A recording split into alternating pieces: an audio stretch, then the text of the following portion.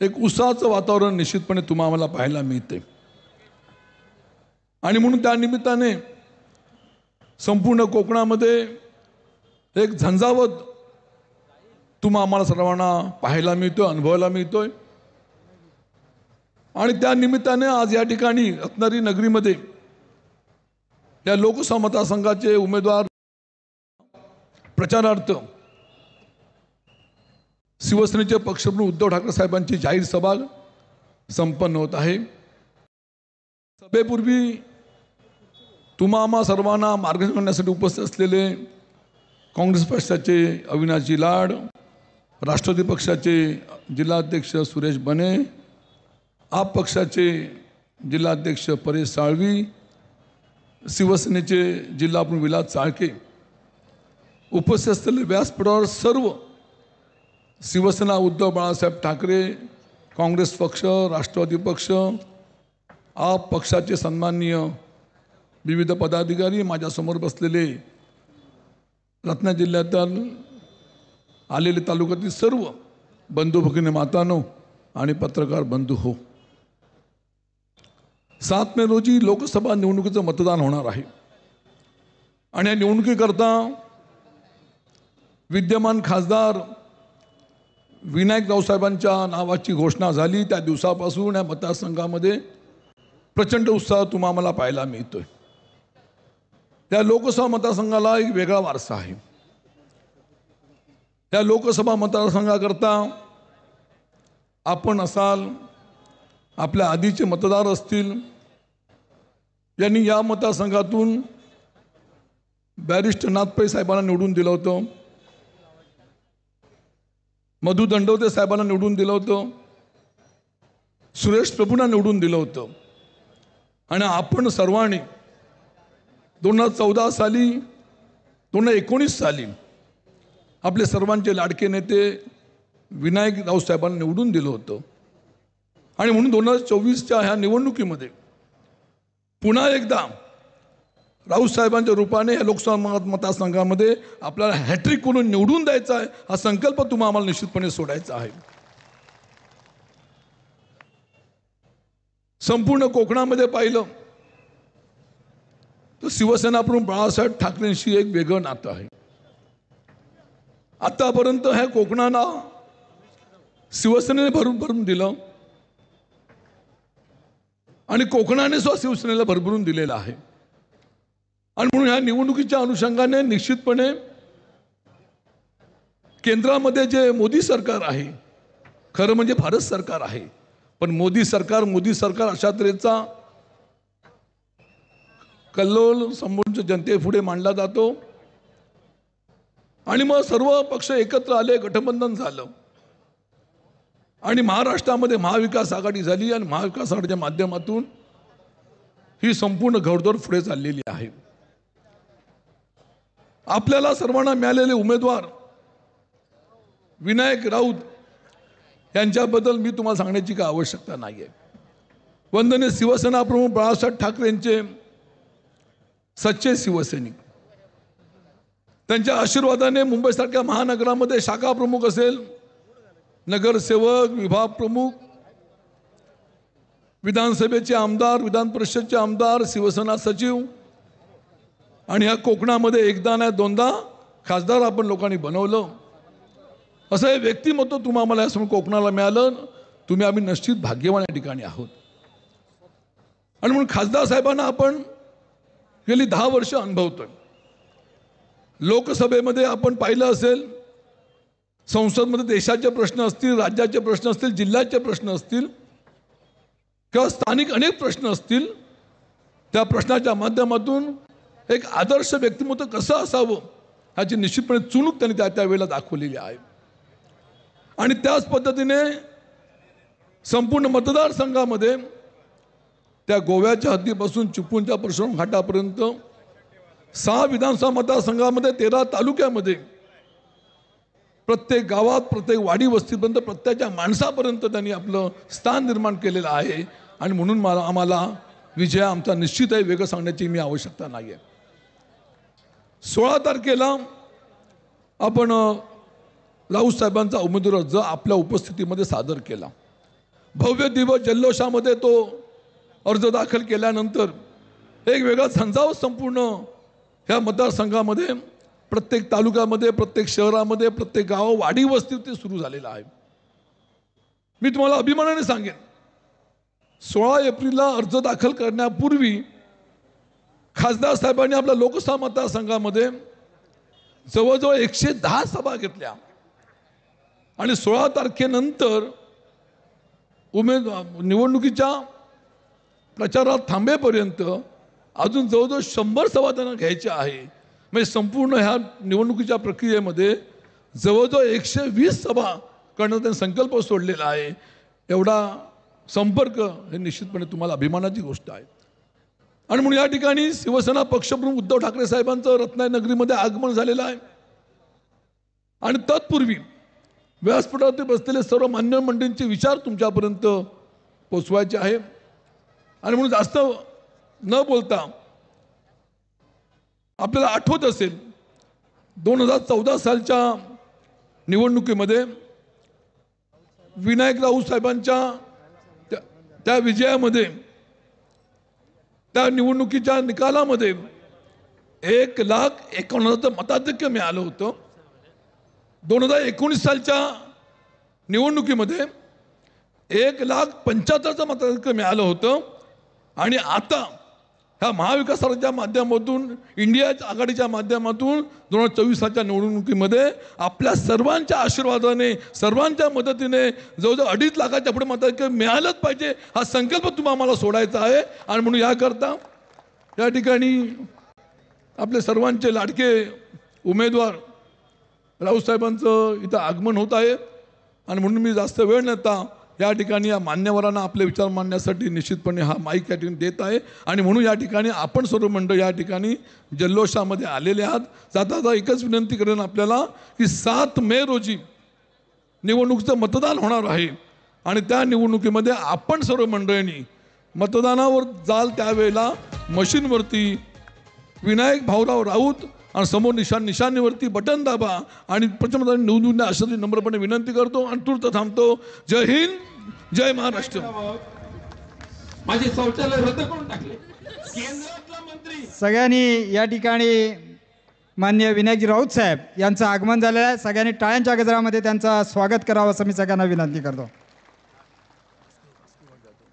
त्याचबरोबर शिवसेनेचे नेते सन्माननीय भास्करराव जाधव साहेब या ठिकाणी उपस्थित झालेले आहेत. त्यांचंही या ठिकाणी टाळ्यांच्या गजरामध्ये सर्वांनी स्वागत करावं असं विनंती करतो. आणि यानंतर मी विनंती करतो आपचे सन्माननीय परेजी साळवी यांनी या ठिकाणी आपलं मनोगत व्यक्त करावं.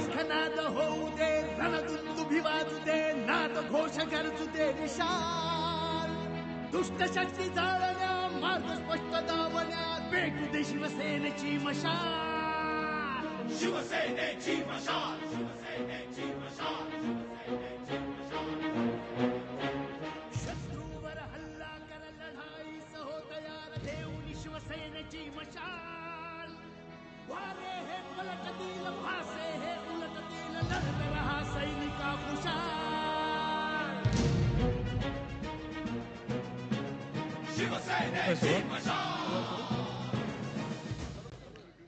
महाराष्ट्राचे आराध्य दैवत राजा शिवछत्रपती, भारतीय राज्यघटनेचे शिल्पकार डॉक्टर बाबासाहेब आंबेडकर, इंडिया अलायन्समधील सर्व पक्षांचे ज्येष्ठ नेते, सन्माननीय व्यासपीठ आणि हुकुमशाही विरुद्धच्या आजच्या या लढ्यामध्ये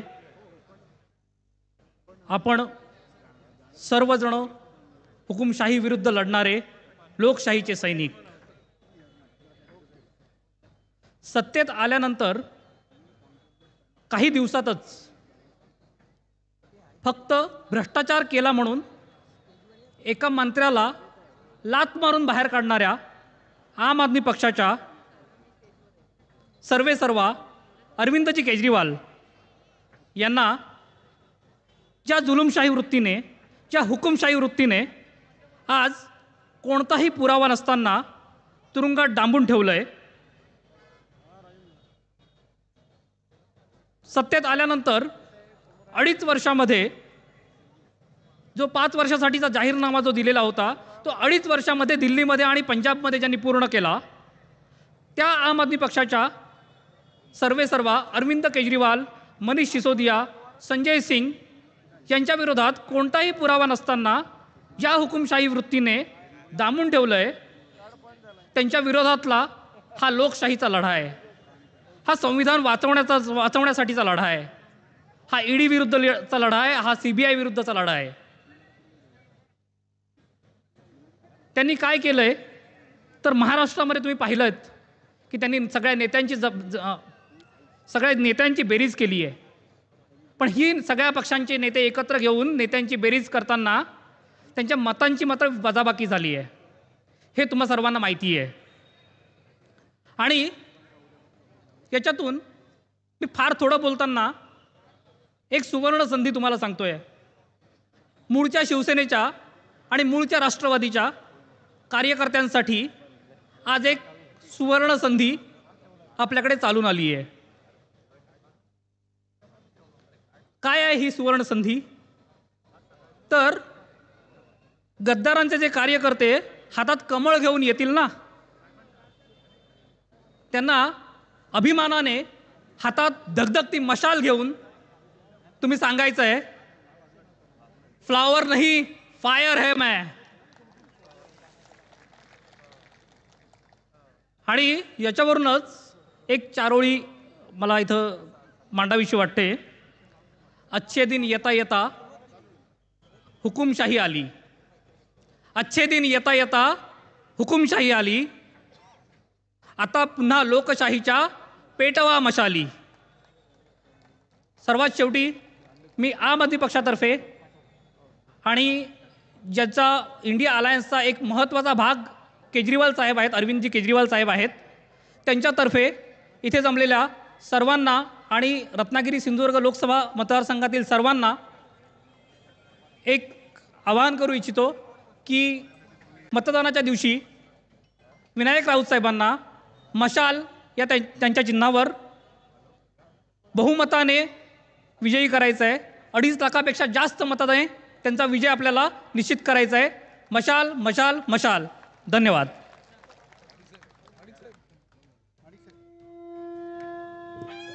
यानंतर मी राष्ट्रवादीचे जिल्हाध्यक्ष सन्मान्य सुरेश शेठ उर्फ बारके शेठ बने यांना विनंती करतो की त्यांनी आपलं मार्गदर्शन पर मनोगत व्यक्त करावं. नाद होऊ दे, रणदुंदुभी वाजू दे, नाद घोष गरजू दे. सन्मान्य भावी खासदार आणि माजी खासदार विनायकजी राऊत साहेब आणि आज आपल्या मीटिंगसाठी आपले माजी मुख्यमंत्री उद्धवसाहेब ठाकरे यांच्या उपस्थित ही मीटिंग आहे. आणि सन्मान्य सर्व व्यासपीठ व आपण सर्व शिवसैनिक आणि सर्व राष्ट्रवादी आघाडीचे सैनिक, आज खासदार साहेबांची जी हॅट्रिक होणार आहे, आतापर्यंत 2 वेळा जे निवडून आले ते युतीमधून निवडून आले, आता जी हॅट्रिक होणार आहे ते आपल्या आघाडीमध्ये हॅट्रिक होणार आहे आणि 100% हॅट्रिक होणार आहे. त्याबद्दल निस्वार्थ आणि हॅट्रिक होण्याच्या मागे आणि साहेब निवडून येण्याच्या मागचं आपल्या उद्धव साहेबांनी जे कोरोनाच्या टायमात जे काम केलं आहे, कोरोनामध्ये लोकांना जे सहकार्य केलं आहे, त्याच्यावर सेनेचेच नाही, आघाडीचे नाही, आम जनता ज्यांना पक्ष विरहित लोक साहेबांच्या कामावर फिदा आहेत. आणि पवारसाहेबांचे आणि तेव्हाचे खंदे मंत्री आमचे टोपे साहेब, ह्या 2 यांनी जे काम केलं कोरोनात, की आपल्या लोकांना जीवदान दिलं आहे आणि त्या जीवदानाची लोकांनी ओळख ठेवणार आहेत आणि त्या ओळखीमध्येच आपला विजय आहे.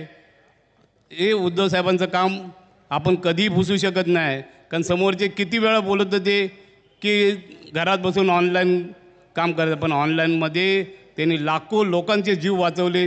हा त्यांचा मोठा काम केलेलं. तर लोकांना आज लोक नाव काढत आहेत आणि लोकांचं एकच ध्येय आहे की उद्धव साहेबासारखा नेता पाहिजे, पवारसाहेबांसारखा नेता पाहिजे. लोक इतरही पक्षातले लोक आजचं इलेक्शन सर्व लोकांनी, आपण लोक पक्षवाले तर काम करणारच आहेत, पण इतर लोकांनी काम करून विजय करायचं एकच ध्येय घेतलेलं आहे. एवढं बोलून इथे थांबतो. जय हिंद, जय महाराष्ट्र.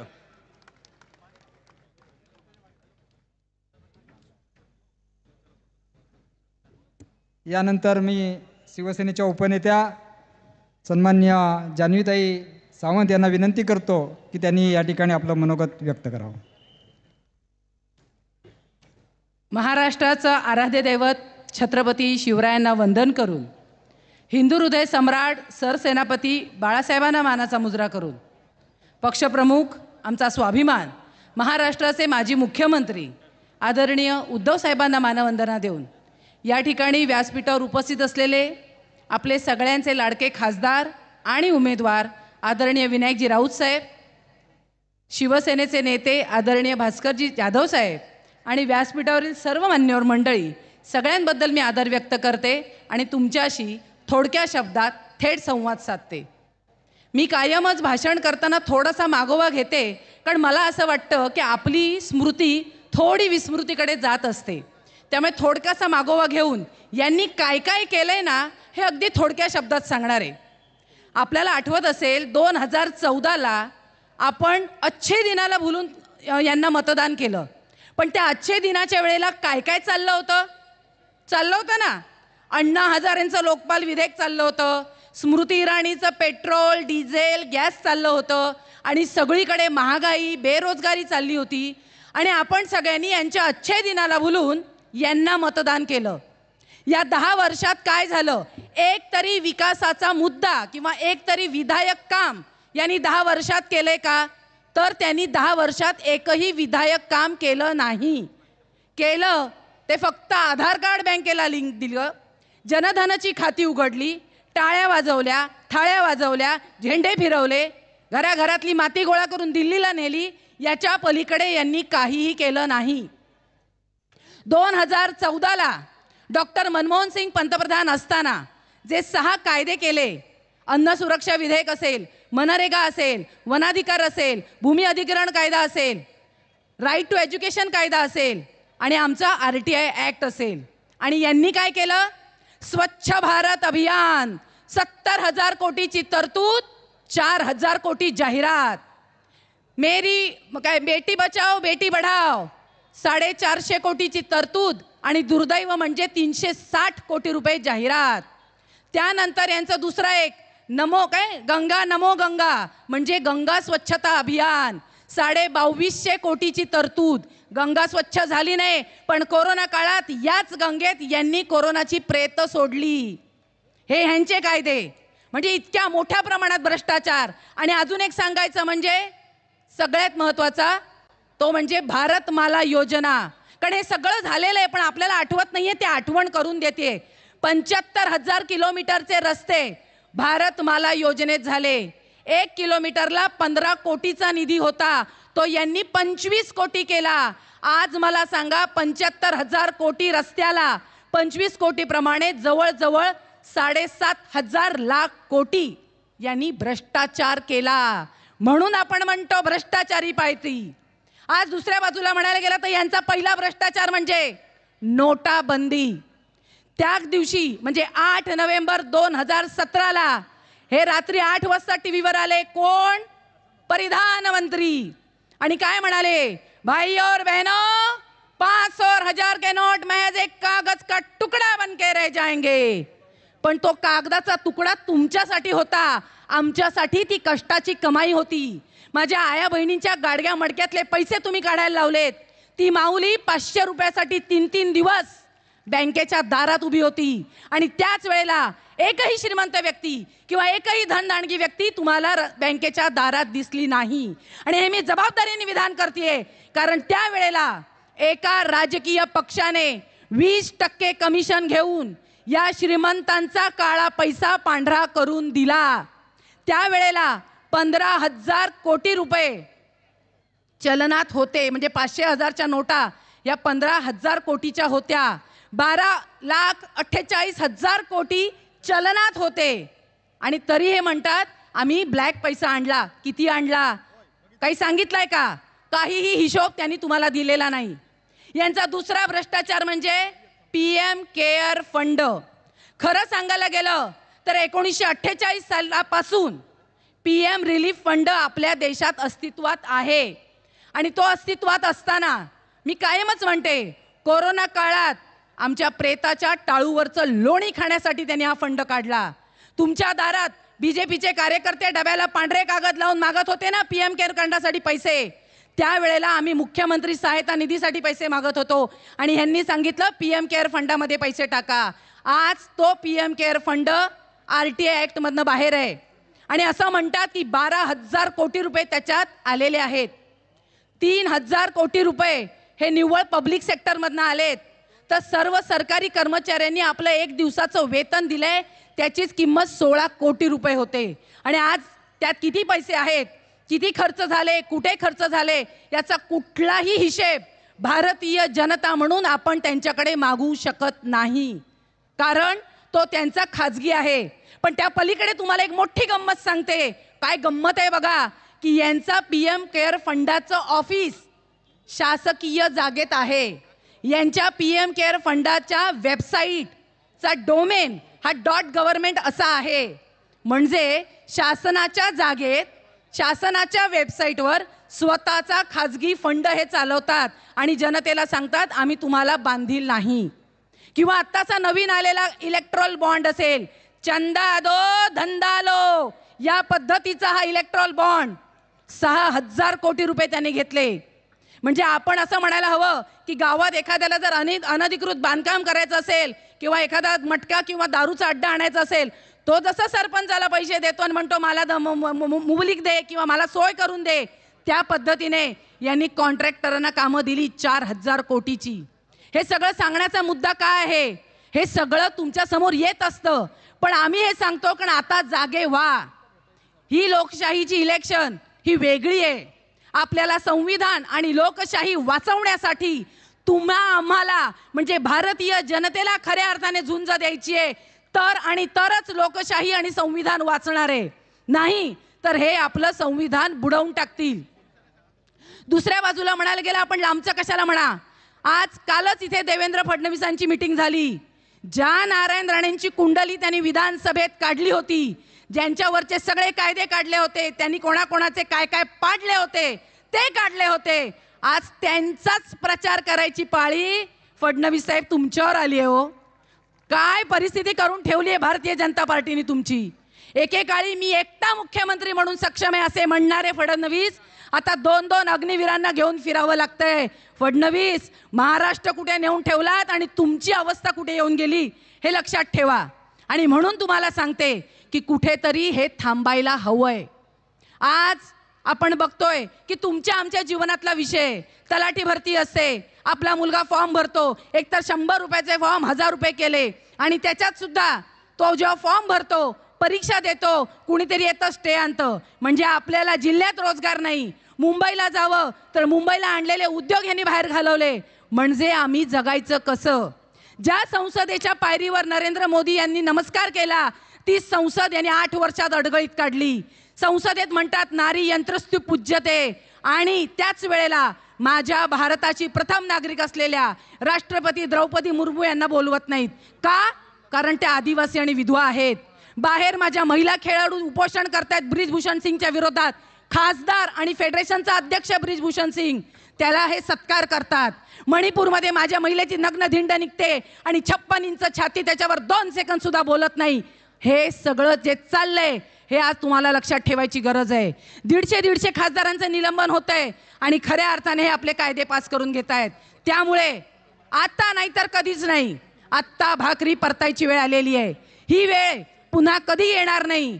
आज आपण बघतोय आपल्या पलीकडचे उमेदवार हे MSMEचे कॅबिनेट मंत्री होते आज त्यांनी चिपळूणच सांगितलं की माझ्या इथे मी बचत गटांना रोजगार दिले, यांच्या महिला भवनच्या भिंतीचा शेवाळ निघत नाही, 5-5 महिने लाईट बिल भरलं जात नाही, सुरक्षा रक्षकाचा पगार दिला जात नाही, आणि रत्नागिरीत आणि चिपळूणमध्ये येऊन सांगतात महिलांना मी रोजगार देतो. आसाममध्ये भाषण केलंय, माझ्याकडे महिला भगिनी मोठ्या प्रमाणात रोजगार करतात, तो माझ्या महिला भवनमध्ये आणतात पदार्थ ते बनवलेले, आणि मी देश विदेशात नेतो. इथे काहीही चालू नाहीये. मी आणि माझी कंपनी एवढंच ह्यांचं चालू आहे. मला सांगायचं आहे, राणे साहेबांना खुलं आव्हान आहे, त्यांनी इतक्या वेळेला आमदारकी भूषवली, मुख्यमंत्री झाले, त्यांच्या आमदार निधी त्याने आतापर्यंत कुठे दिला हे त्यांनी सांगायचं आहे. आणि म्हणून MSMEच्या माध्यमातून महिलांसाठी किती रोजगार आणला, तरुणांसाठी किती रोजगार आणला ते त्यांनी जाहीर करावं. फक्त कॉयरचं ऑफिस उचलायचं, आपल्या प्रहारच्या ऑफिसात नेऊन 35,000 रुपये भाडं घ्यायचं, याच्या पलीकडे राणेसाहेब तुम्ही काहीही केलेलं नाहीये. आणि आता जनता खुळी नाहीये, ये पब्लिक है, ये सब जानती है. आणि म्हणून सांगते, आत्ता भाकरी परतायची वेळ आलेली आहे. खऱ्या अर्थाने आपल्या सगळ्यांशी सुसंवाद साधणारे, तुमच्या अंगणात येऊन तुमच्याशी बोलणारे, तुमच्या प्रश्नांना जाणीव करून देणारे, तुमच्या प्रश्नांची जाणीव करून घेणारे असे आपले खासदार विनायक राऊत साहेब यांच्या मशालीचं चिन्ह दाबून त्यांना पुन्हा एकदा लोकसभेत पाठवूया आणि खऱ्या अर्थाने लोकशाही उभारणीला आपला पाया लावूया. एवढं सांगते आणि थांबते. जय हिंद, जय महाराष्ट्र. पाठीमागे खूप गर्दी झालेली आहे. मी विनंती करतो की आपण या मधल्या पॅसेजमध्ये जास्तीत जास्त लोकांनी बसण्याचा प्रयत्न करावा अशी विनंती करतो. पुढे या, जरा पुढे या. आणि विशेषतः महिला भगिनी मोठ्या प्रमाणामध्ये पाठीमागे उभ्या आहेत, त्यांना आपल्या पुरुष बंधूंनी बसायला जागा दिली तर बरं होईल. यानंतर मी जरा पुढे या, पुढेच बसायला या मधल्या पॅसेजमध्ये बसून घ्यावा. पाठीमागे प्रचंड लोक उभे आहेत. जिथे जिथे जागा मोकळी खाली बसायला मिळेल त्या ठिकाणी बसण्याची विनंती करतो. यानंतर मी विनंती करतो बशीरबाई मुर्तुजा यांना की त्यांनी आपलं थोडक्यामध्ये या ठिकाणी मनोगत व्यक्त करावं.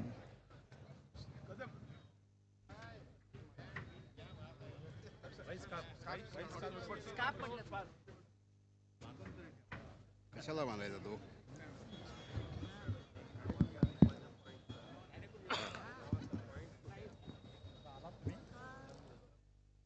लोकसभेचे उमेदवार आणि भावी खासदार, आणि आता तर ते खासदार आहेतच, पण भावी पुन्हा निवडून येणारे खासदार सन्माननीय विनायकजी राऊत साहेब, भास्कर शेठ जाधव साहेब, रमेश कदम साहेब, प्रशांत यादव साहेब, शिवसेनेचे, राष्ट्रवादीचे, काँग्रेस आणि आप पक्षाचे सर्व प्रमुख पदाधिकारी आणि उपस्थित बंधू भगिनींनो आणि माझ्या पत्रकार मित्रांनो, खरं तर ही निवडणूक ही थोडी वेगळी निवडणूक आहे. ही निवडणूक प्रत्येक भारतीयासाठी महत्त्वाची आहे. ही निवडणूक कुठल्या धर्मासाठी नाही आहे. ही निवडणूक कुठल्या एखाद्या प्रांतासाठी नाही आहे, कुठल्या जातीसाठी नाही आहे. फक्त आणि फक्त ज्या सर्व भारतीयांना आपल्या जीवापेक्षा आणि आपल्या सर्व ग्रंथां एवढंच पवित्र असणाऱ्या संविधानाला वाचवायचं की संविधान संपताना पाहायचं, याची ही निवडणूक आहे. आता आपण विचार करा, संविधान संपतंय कसं काय? तर आपण पाहिलंय की एखाद्या नेत्यावर ईडीची डाळ टाकायची, त्याला दिलेल्या पैशाचं कुठलंही पुरावा नसताना उचलायचं आणि आत टाकायचं. यांच्या खात्यावर इलेक्ट्रल बॉन्डतर्फे जे पैसे आले त्याचा पुरावा आहे, नावानिशी, तारखेनिशी, परंतु तो भ्रष्टाचार यांनी केला नाही आहे. ज्याच्यावर यांनी बोट दाखवायचं तो त्यांनी केलेला आहे. पक्ष फोडायचे, सरळ पक्ष फोडायचे, पक्षाचे आमदार आपल्याकडे घ्यायचे, पक्षांतर बंदीचा कायदा त्यांना लागू होऊ द्यायचा नाही. सर्व संस्था, सर्व ठिकाणचे अधिकारी हे आपले अधिकारी म्हणून त्यांनी नेमणूक करायची आणि त्या पद्धतीने हे देश चालवायचं आहे. खोटं नाटं सांगून, अच्छे दिन आएंगे सांगून, तुम्हाला 15-15 लाख रुपये मिळतील असं खोटे आश्वासनं देऊन ही लोकं सत्तेवर आली. काय दिलं तर नाहीच, परंतु ओरबाडून खाल्लं आहे, सर्व रिकामं करून ठेवलं आहे, काय शिल्लक नाही. काल राहुल गांधींनी सांगितलं की हा भारतीय जनता पक्ष नाही आहे, ये भारतीय चंबू पक्ष आहे. लोटा हातात घेतला आणि तो असा उलटा करून दाखवला, हा रिकामा लोटा केलेला भारतीय चंबू पक्ष आहे. आणि ही गोष्ट खरी आहे. बऱ्याचशा संस्था यांनी विकल्या. यापूर्वी कुठल्याही पंतप्रधानांनी रिझर्व्ह बँकेकडनं एकही रुपया घ्यायची वेळ आली नव्हती. कुठल्याही पंतप्रधानांनी ही वेळ आणली नव्हती. आपण जर पाहिलं तर यापूर्वी आपल्या देशाने तीन युद्ध केलेली आहेत, पण त्यावेळीसुद्धा देशाला रिझर्व्ह फंड जो असतो त्यातनं पैसे घ्यायची वेळ आली नव्हती. पण ह्या पंतप्रधानांनी 170 लाख कोटी रुपये रिझर्व्ह बँकेकडनं घेतले. मित्रांनो, मंडळी भगिनींनो, हे पैसे हे आपले पैसे असतात, ते त्या रिझर्व्ह बँकेमध्ये मधून त्यांनी काढून घेतलेत. या लोकांनी यापूर्वी कोणत्याही पंतप्रधानांनी अन्नधान्यावर कोणताही कर लावला नव्हता. यांनी अन्नधान्यावर GST लावला. आता एक कशी गंमत आहे बघा, शेतकऱ्यांना 6,000 रुपये देतात. शेतकऱ्यांना 6,000 मिळतात वर्षाला, परंतु शेतकरी सुमारे 1 लाखाचं खत खरेदी करतो वर्षाला. त्या 1 लाखावर 18,000 रुपये GST भरतो. त्या 18,000 रुपये GSTमधून 6,000 परत करतात, 12,000 रुपये यांना मिळत आहेत आणि दाखवतात की शेतकऱ्यांना आम्ही पैसे परत केले. अशा प्रकारे सर्व बनवाबनवी सुरू आहे. आणि ही बनवाबनवी करून गेली 10 वर्ष लोकांसाठी काही केलं नाही, सर्वसामान्यांसाठी काही केलं नाही. गॅस, पेट्रोल, डिझेल, अन्नधान्य सर्वच वाढवलं, लोकांना नोकऱ्या दिल्या नाहीत आणि फक्त स्वतःच्या मित्रांना वाढवलं. फक्त स्वतःचे जे मित्र आहेत, उद्योगपती आहेत, त्यांची जी उंची आहे ती अजून जास्त वाढवली, त्यांना मदत केली. त्यांना 14 लाख हजार कोटींची कर्ज माफ केली, पण शेतकऱ्यांना एकही रुपया माफ नाही केला. ज्या आमचे नेते सन्माननीय शरदचंद्र पवार साहेब हे जेव्हा प्रथम मुख्यमंत्री झाले तेव्हा त्यांनी इथे कोकणाच्या दौऱ्यावर आले होते देवगडमध्ये, आणि त्यांनी त्या हेलिकॉप्टरमधून पाहिलं खाली रिकामी जमीन आहे. ते त्या ठिकाणी जेव्हा ज्या घरात गेले होते तिथे त्यांनी चर्चा केली. त्यांनी त्यांना सांगितलं की जे कातळ आहे, कातळ खोदून या ठिकाणी फळझाडं लावण्यासाठी फार खर्च होतो. इथून मुंबईत गेल्यानंतर पहिल्या मंत्रिमंडळाच्या बैठकीमध्ये त्यांनी 100% अनुदानाची घोषणा केली. आज त्याच्यामुळे फार मोठ्या प्रमाणावर फळझाडं इथे लागली गेली. आंब्याच्या बागा तयार झाल्या आणि त्यामधून इथे फार मोठ्या प्रमाणात रोजगार निर्माण झाला. कृषी मंत्री झाल्यानंतर त्यांनी देशामधील शेतकऱ्यांची कर्ज माफ करण्याची घोषणा केली, कर्ज माफ केली. त्याच वेळेला त्यांनी मच्छीमारांसाठी डिझेलवर सबसिडी दिली. अशी अनेक कामं केली. पण त्यांचा पक्ष तोडून त्यांना एकटं पाडण्याचा प्रयत्न या भाजप पक्षाने केलेला आहे. शिवसेना का निर्माण झाली?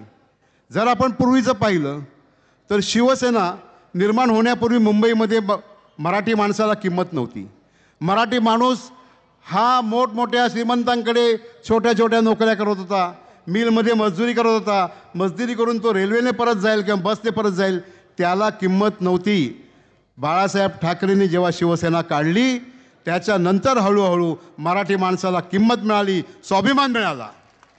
आणि आज यांनी ती सुद्धा शिवसेना तोडली. पण ती शिवसेना तोडताना ह्या लोकांना माहीत नाही आहे की त्यांनी शिवसेनेचे नेते तोडले. शिवसेना जे आहे, शिवसैनिक जे आहेत ते जागेवरच आहेत. कारण शिवसैनिक हा अंगार आहे आणि ही अंगार आता ह्या मशालीमध्ये आलेली आहे. आणि ही मशाल धरण्यासाठी हात लागतो तो काँग्रेसने पुढे केलेला आहे. आणि ते ज्या दिवशी 4 तारखेला जी मतमोजणी होणार आहे तेव्हा राष्ट्रवादी काँग्रेस पक्षाची तुतारी जोरात वाजणार आहे याची मी तुम्हाला खात्री देतो. बोलायचं बरं होतं, बरेच वक्ते आहेत. थांबतो. जय हिंद, जय महाराष्ट्र. यानंतर मी काँग्रेसचे जिल्हाध्यक्ष सन्मान्य अविनाशजी लाड साहेब यांना विनंती करतो की त्यांनी आपलं मनोगत या ठिकाणी व्यक्त करावं.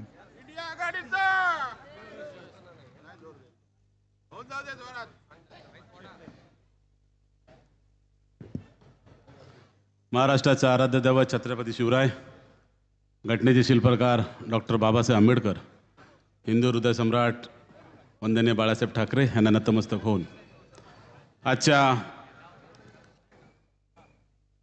लोकसभेच्या उमेदवार विनायकजी राऊत यांच्या प्रचारादरम्यान व्यासपीठावर उपस्थित असलेले या कोकणचे डॅशिंग नेते भास्कर शेठ जाधव, दुसरे आमचे सिंधुदुर्गातले नेते वैभवजी नाईक साहेब आमदार, माजी मंत्री रवींद्र मानेजी, माजी आमदार सुभाषजी बने, गणपतदादा कदम, सन्माननीय सर्व पक्षाचे नेतेगण, सन्माननीय व्यासपीठ, समोर बसलेले सर्व माझ्या माता आणि भगिनींनो, मित्रांनो, आजचा हा प्रचाराचा दिवस आणि आज या प्रचाराला तुमच्या आमचं लाडकं नेतृत्व माजी मुख्यमंत्री उद्धव बाळासाहेब ठाकरे या ठिकाणी आलेले आहेत. आज आपण एक देश एक वेगळ्या अराजकतेच्या मार्गाने चाललेला आहे. देशामध्ये जिकडे बघावं तिकडे अशांतता पसरलेली आहे आणि अशांतता कोणी पसरवली आहे तर एकट्या माणसाने पसरवलेली आहे. हम दो हमारे दो जो नारा देणारे, हम दो हमारा दो, फक्त मोदी, शाह, अदानी आणि अंबानी ह्या चौघांचं राज्य या देशावरती चाललंय.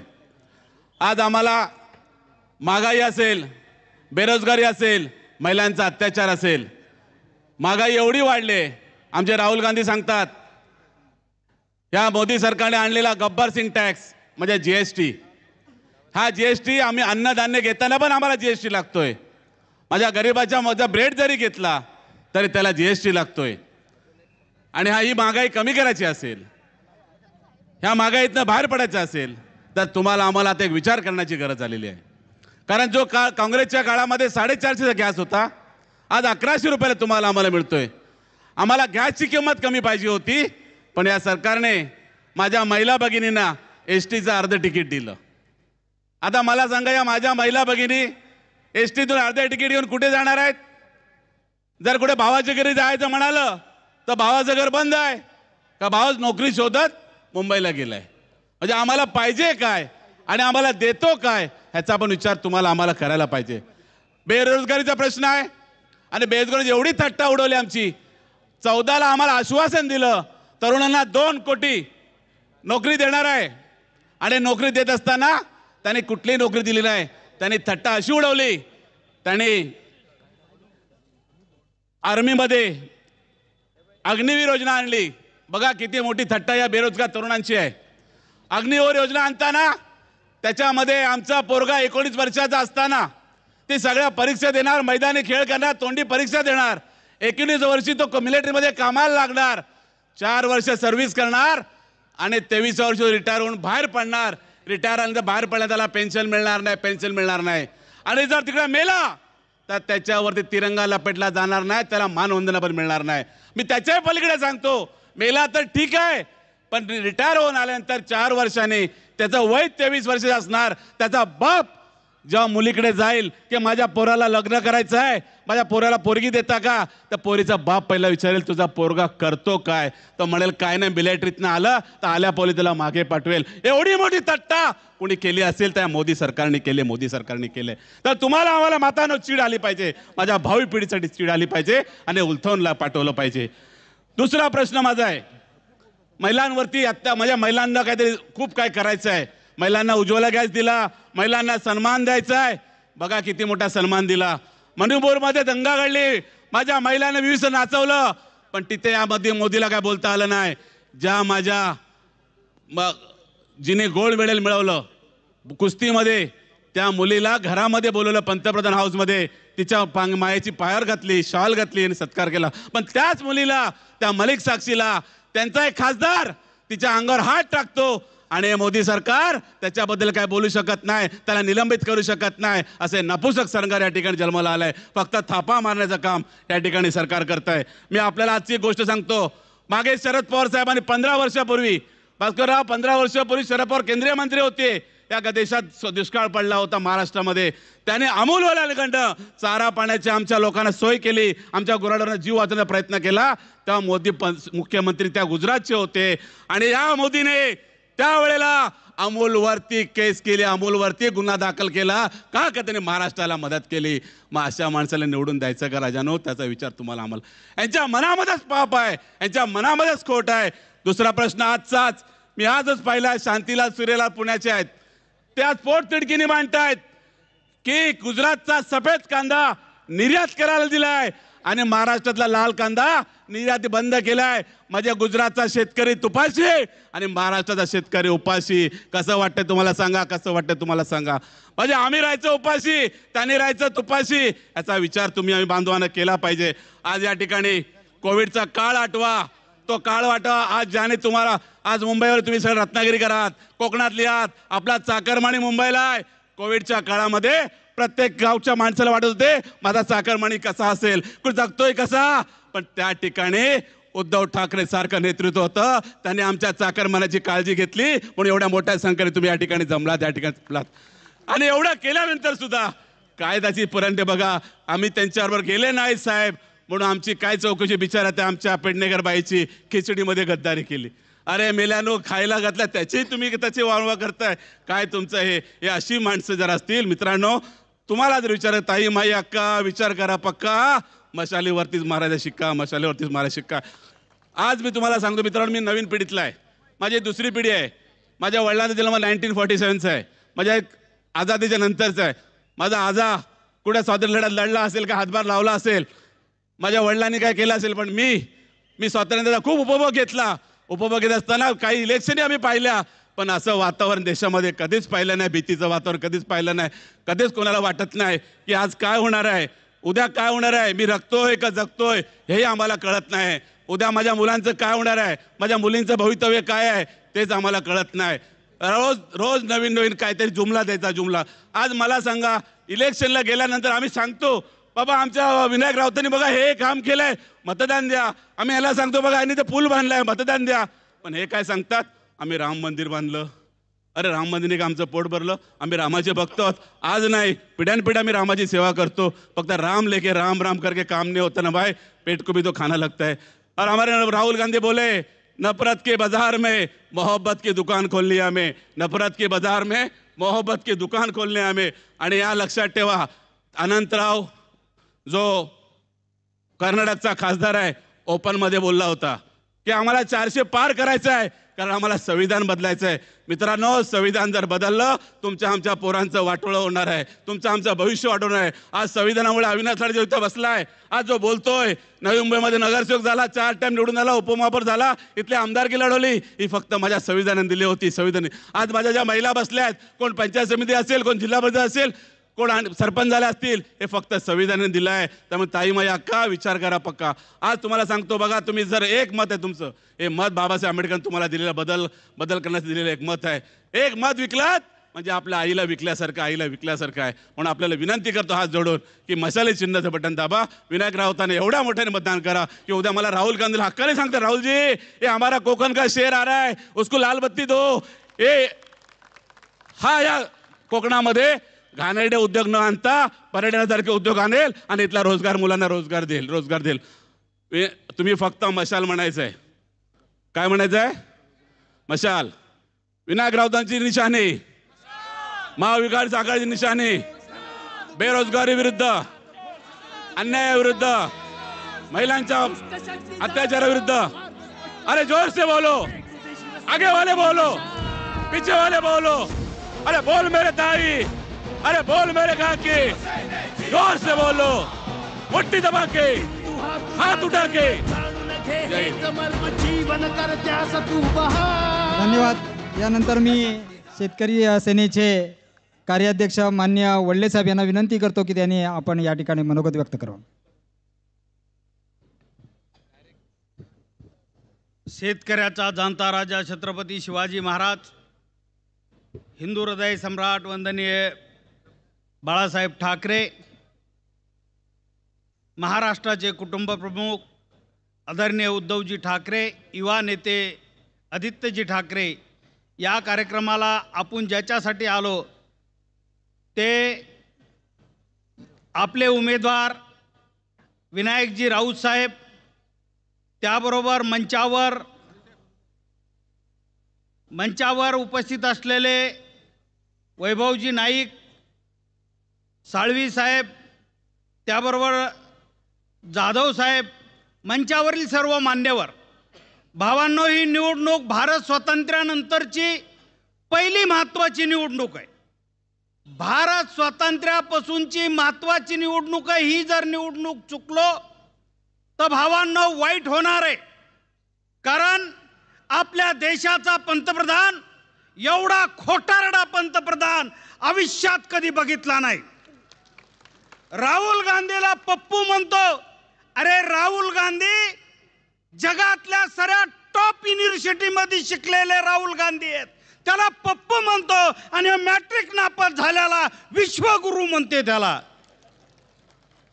मनमोहन सिंग हे जगातले अर्थतज्ञ आहेत, अर्थशास्त्रज्ञ होते.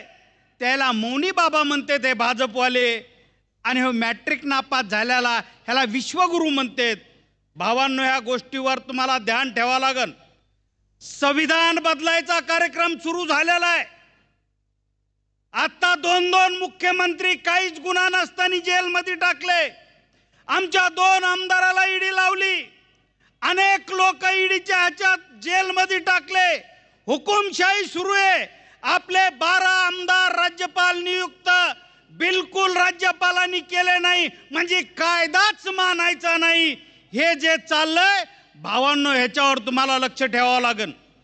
भावांनो, उद्धवजी ठाकरे, आदरणीय वंदनीय बाळासाहेब ठाकरे, समाजावर लेकराप्रमाणे प्रेम करणारे, जात पात धर्म पंथ न पाहणारा नेता म्हणजे उद्धवजी ठाकरे साहेब. भावांनो, सामान्य माणसाच्या संकटात धावून येणारे, ज्या वेळेस मराठवाड्यात दुष्काळ पडला त्यावेळेस पाणी पुरविणारे उद्धवजी ठाकरे, अन्न नव्हतं हजारो ट्रक अन्न पाठविणारे उद्धवजी ठाकरे, आत्महत्या केल्या लाखो आमच्या इकडं शेतकऱ्यांनी. आमच्या विधवा माईला भेटायला येणारा कोण नेता असन तर आदरणीय उद्धवजी ठाकरे साहेब आहेत.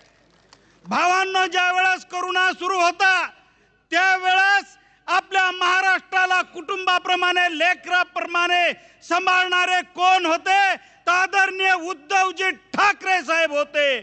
आणि एकीकडे हे नरेंद्र मोदी म्हणत होते कोरोना आलाय थाळ्या वाजवा, कोरोना आलाय घंटा वाजवा, कोरोना आलाय दिवे लावा. चावटपणा नाही तर काय होयो. अरे कोरोनाला औषध लागतंय, औषध दिलं तर माणूस नीट होतो. म्हणून भावांनो, याच्यावर लक्ष देऊ नका. आणि तुमचे उमेदवार ते तर अवघडच आहेत. भावांनो, आता नरेंद्र मोदी सध्या मुस्लिमावर बोलायलेत. काँग्रेसचा जाहीरनामा असा आहे की मुस्लिमाला जमिनी वाटणार, बायाचं सोनं वाटणार. अरे खोटं बोलायची तरी काही सीमा असती. एवढं खोटं बोलात. भावांनो, मी आता सध्या हिटलरचं एक पुस्तक वाचतो, नाझी भस्मासुराचा उदय आणि अस्त. ते हिटलर सुद्धा देशभक्तीपर भाषण करायचा. हे बी देशभक्तीपर भाषण करतो. हिटलर बी चांगले चांगले कपडे घालायचा, रोज नवे. हे बी फेकू रोज नवे कपडे घालतेत, नव्या टोप्या नव्या फेटे घालतेत. ज्या वेळेस हिटलर राष्ट्राध्यक्ष झाला पहिलं काम केलं काय केलं असन तर नोटबंदी केली. ह्यानी बी नोटबंदी केली. दुसरं काम काय केलं हिटलरनी तर मीडियाला बोलिलं आणि सांगितलं बाजूने लिहायचं, नाही तर गोळी नाही तर जेल. तेच काम नरेंद्र मोदींनी केलं. मीडिया आता काही बोलला तर तेच.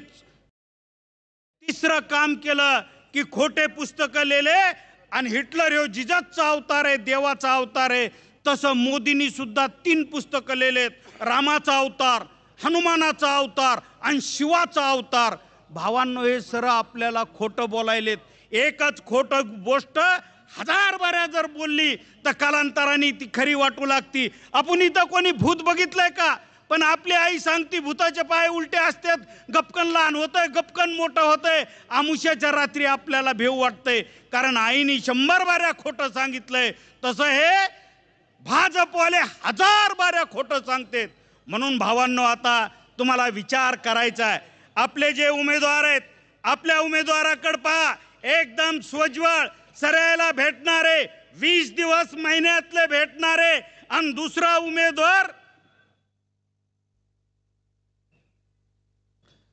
उमेदवार पहा तुम्ही, त्याचे पोरं काय बोलतेत.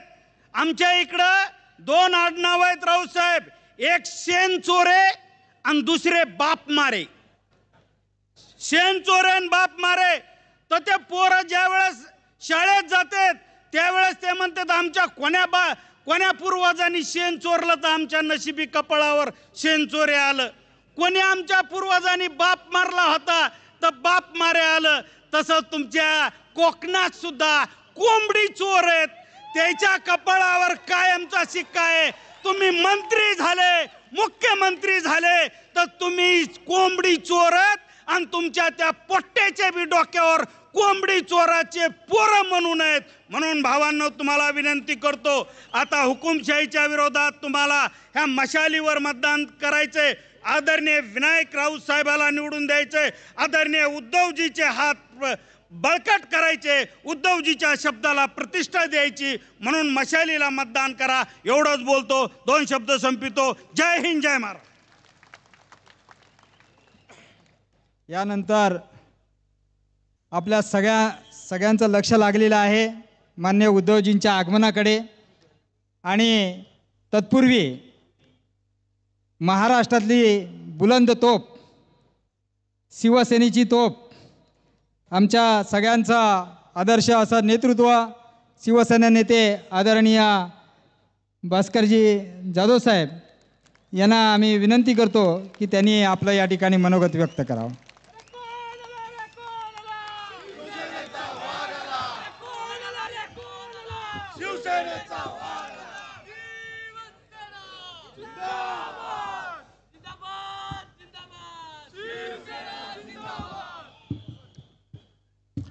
छत्रपती शिवराय, हिंदुहृदय सम्राट, शिवसेना प्रमुख माननीय बाळासाहेब ठाकरे, आपल्या राज्यघटनेचे शिल्पकार भारतरत्न डॉक्टर बाबासाहेब आंबेडकर यांना अभिवादन करतो. शिवसेना पक्षाचे पक्षप्रमुख आणि महाराष्ट्र राज्याचे माजी मुख्यमंत्री आदरणीय उद्धवसाहेब ठाकरे ज्यांना आपण निवडून देण्याचा निश्चय केला आहे, निर्धार केला आहे, ते आपले सर्वांचे लोकसभेचे उमेदवार, शिवसेना नेते, माझे सहकारी मित्र श्री विनायकजी राऊत, विधिमंडळातील माझे सहकारी आणि पक्षाचे उपनेते श्रीयुत राजनजी साळवी, दुसरा माझा विधिमंडळातील दिलदार मित्र आणि आपल्या कणकवली, आपल्या कुडाळ वेंगुर्ल्याचे आमदार सन्मान्य वैभवजी नाईक, व्यासपीठावर उपस्थित असलेले काँग्रेस, राष्ट्रवादी काँग्रेस, आप किंवा जे जे म्हणून मित्रपक्ष आहेत, मित्रपक्षांचे सर्व पदाधिकारी, वरुणजी देसाई कधी येऊन बसलेत ते मी बघितलंच नाही, आणि सर्वच पक्षाचे महिला पुरुष पदाधिकारी, लोकप्रतिनिधी, पत्रकार मित्र, बांधवांनो, भगिनीनो आणि सहकारी मित्रांनो,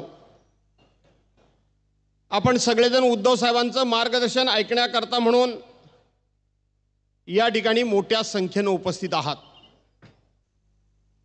खरं पाहिलं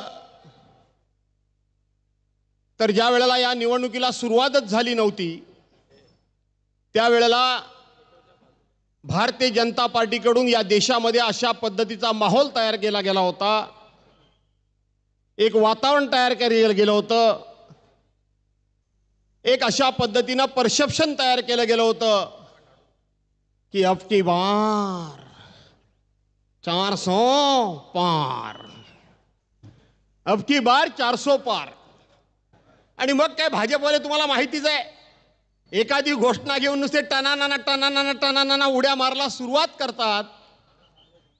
त्यांना हा विसर पडला होता की अब की बार 400 पार हे करण्याचं काम या देशातला मतदार करणार आहे.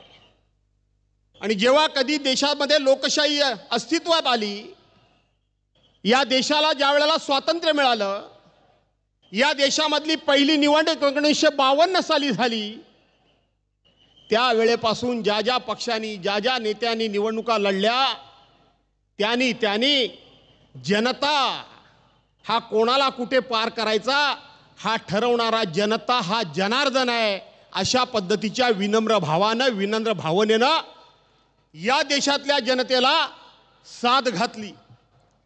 परंतु इथं आम्ही 400 पार करणार, या महाराष्ट्रात तर अशा पद्धतीचा नंगा नाच घातला गेला की आम्ही 45 प्लस म्हणजे 48 पैकी 45 प्लस आम्ही घेणार असं सांगितलं गेलं. भाजपा बोलायला लागले, त्यांच्या जोडीला मिंदे गेले, ते मिंदे म्हणाले 45 पार. त्याच्यानंतर अजित पवार गेले, तेही म्हणायला लागले 45 पार. आणि सगळे जे काही बोलायला लागले 45 पार 45 पार, त्यावेळेला महाराष्ट्रामधून एकच शेर उभा राहिला.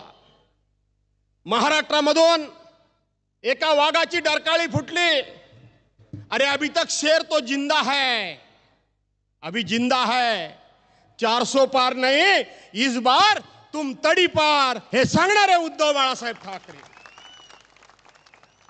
कुठला आलंय 400 पार? तडीपार करायचं ना, तडीपार तयार आहात? जरा मारू 2-4 फटके. तडीपार. उद्धव साहेबांनी एक नारा दिला आणि अख्ख्या देशामध्ये तो नारा घुमला. 400 पार तर राहिलं बाजूला, तडीपार. हे तडीपार व्हायची वेळ आली आहे. जे म्हणून या महाराष्ट्रामध्ये 45 जागा आम्ही जिंकू सांगत होते, जाऊन महाराष्ट्राची अवस्था काय ती बघा. पहिल्या टप्प्यातला 5 जागांचं पूर्व विदर्भातलं मतदान झालं. आज माझ्या पक्षानं त्या भागाची जबाबदारी माझ्यावर दिलेली आहे. खरं तर त्या 5ही जागा काँग्रेस लढलं. तिथे आमची रामटेकची जागा निवडून आलेली, ती सुद्धा आम्ही काँग्रेसला दिली. माझा प्रयत्न होता की ती जागा आमच्याकडे टिकावी. परंतु पक्षाचा निर्णय, कार्यकर्ते सुरुवातीपासूनच आदरणीय उद्धव साहेबांनी, आदरणीय सन्मान्य आदित्य साहेबांनी एक नारा दिला होता. आमच्यातले 40 आमदार फुटल्यानंतर 50 खोके, अरे 50 खोके. आणि हे 50 खोके एकदम ओके असा हा काय नारा घराघरामध्ये सुरू गेला. त्या फुटलेल्या गद्दारांना लोक ओके नाही, भोके भोके भोके म्हणून ठोकायच्या पाठीमागे लागले होते. आणि मग इकडे पळ तिकडे पळ, तिकडे पळ तिकडे पळ. रानो माळ यांची पळापळ झाली, रानो माळ यांची पळापळ झाली. आणि त्याच वेळेला शिवसैनिक एकवटला. शिवसैनिक संतापलाय. मी पूर्व विदर्भ केला, मी पश्चिम महाराष्ट्र केला. काल माझ्या कोल्हापूरला 4 सभा झाल्या. आज सकाळी बावड्याला 1 सभा झाली. येता येता मी मलकापूरला छोटीशी सभा केली. आणि आज या ठिकाणी तुम्हा सर्वांना विनंती करण्याकरता उभा आहे. शिवसैनिक पेटून उठलाय, शिवसैनिक चवताळून उठलाय. आज कोल्हापूरची निवडून आलेली जागा सुद्धा आम्ही छत्रपती शाहू महाराजांच्या नावानं काँग्रेसला सोडली. काल त्या ठिकाणी घडलेल्या बघितल्या मी माझ्या सभा, आजऱ्याची सभा, तिथे कागलची सभा, आणि शेवटची कुठली रे ती गडिंग्लजची सभा. तिथे कोल्हापूरला देशाच्या पंतप्रधानांची सभा होती. आणि इकडं आमच्यासारख्या छोट्या कार्यकर्त्याच्या सभा होत्या. अख्खं कोल्हापूर तोंडामध्ये बोट घालून अचंबितपणे सगळं बघत होतं. अख्खं बघत होतं, जागा लढते काँग्रेस. आणि तिथं संपूर्णपणे त्वेषानं, ध्येयानं, सुडानं, प्रतिशोधाच्या भावनेनं शिवसैनिक पेटून उठलाय. कारण शिवसेनेच्या पक्षप्रमुखांना ज्या पद्धतीनं महाराष्ट्राच्या गादीवरून अपमानित करून खाली उतरलंय, शिवसैनिक तिथपासून संतापलेला आहे, पेटून उठलेला आहे, चिडून उठलेला आहे. यांना पदच्युत केल्याशिवाय शिवसेना राहणार नाही, अशा पद्धतीचा महाराष्ट्रातला एकंदरीत महाराष्ट्रातल्या जनतेचा मूड आहे. महाराष्ट्रातल्या जनतेचा मूड आहे. आणि म्हणून अबकी बार 400 पार अशा प्रकारच्या घमेंडी वल्गना, अशा प्रकारच्या अहंकारी वल्गना करत असताना यांनी हे विसरले की यांच्या सरकारमध्ये भारतीय जनता पार्टीनंतर सगळ्यात मोठा मित्रपक्ष होता तो शिवसेना होता. वैभव, सगळ्यात मोठा पक्ष भारतीय जनता पार्टीच्या निवडून आल्यानंतर 18 जागा ह्या शिवसेनेच्या होत्या. शिवसेनेनं कुठल्याही अटी घातल्या नाही, काही घातल्या नाही. परंतु या भाजपाची हाव एवढी वाढली, कावळा चिमणीची गोष्ट सांगून मी तुमचा वेळ घेत नाही. पण एका पावसाळ्यामध्ये कावळ्याचं घर पूर्णपणे उद्ध्वस्त झालं आणि उद्ध्वस्त झाल्यानंतर तो कावळा कोणाच्याकडे आधारला आला? चिमणीकडे आधारला आला. चिमणीच्या घरामध्ये आला आणि चिवताई चिवताई दार उघड. अशा पद्धतीनं भाजपाचं या राज्यामध्ये आणि देशामध्ये फार काय स्थान नव्हतं. तसं छोट्या छोट्या पक्षाच्या घरामध्ये गेले आणि आम्हाला जवळ घ्या, आम्हाला जवळ घ्या, आम्हाला जवळ घ्या म्हणून सांगितलं. आणि ज्या पद्धतीनं चिवताईनं कावळ्याला घरी घेतलं, कावळ्याला तिथं त्या ठिकाणी वस्ती करायला दिली. पण सकाळी मात्र चिवताई उठून बघते तर ज्याला आधार दिला, ज्याला घरामध्ये राहायला दिलं, ज्याच्यावर पावसापासून रक्षण करण्याकरता माझं मी छप्पर दिलं, तो कावळा सकाळी चिवताईचं घरच उद्ध्वस्त करून गेला. चिवताईचं घरच त्या ठिकाणी खराब करून गेला. तिच्या घरातलं धान्य बिन्य विस्कटून सगळं घेऊन गेला आणि ते घर उद्ध्वस्त करून गेला. कारण त्याला फक्त आणि फक्त आपलं घर बांधायचं होतं. भारतीय जनता पार्टीचं सुद्धा तेच झालं. शिवसेनेनं 25-30 वर्ष ज्या पक्षाला निरपेक्षपणे कुठल्याही प्रकारच्या अटी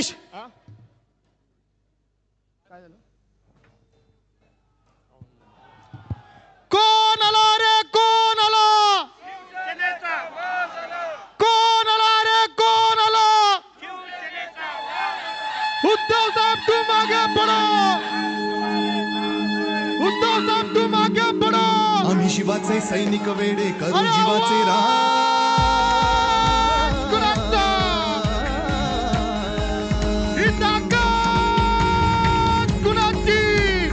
आम्ही शिवाचे सैनिक वेडे करू जीवाचे रान.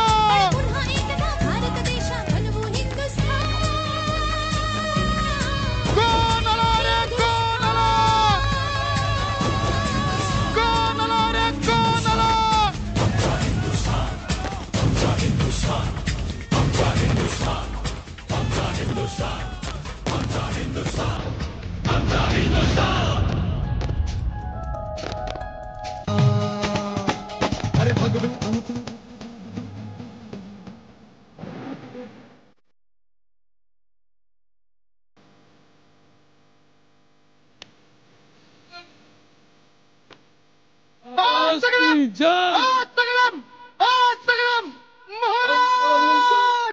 प्रौढ प्रताप पुरंदर क्षत्रिय कुलावतंस सिंहासनाधीश्वर महाराजाधिराज राजा शिव छत्रपती शिवाजी महाराज की, राजा शिव छत्रपती शिवाजी महाराज की, राजा शिव छत्रपती शिवाजी महाराज की.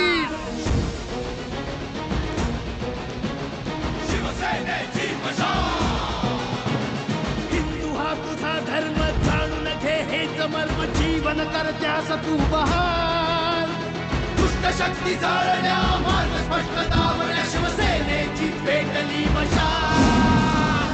एक स्वप्न एक चिन्ह शिवसेनेची मशाल. शिवसेना उद्धव बाळासाहेब ठाकरे यांचं चिन्ह मशालच निवडा. पेटली शिवसेनेची मशाल.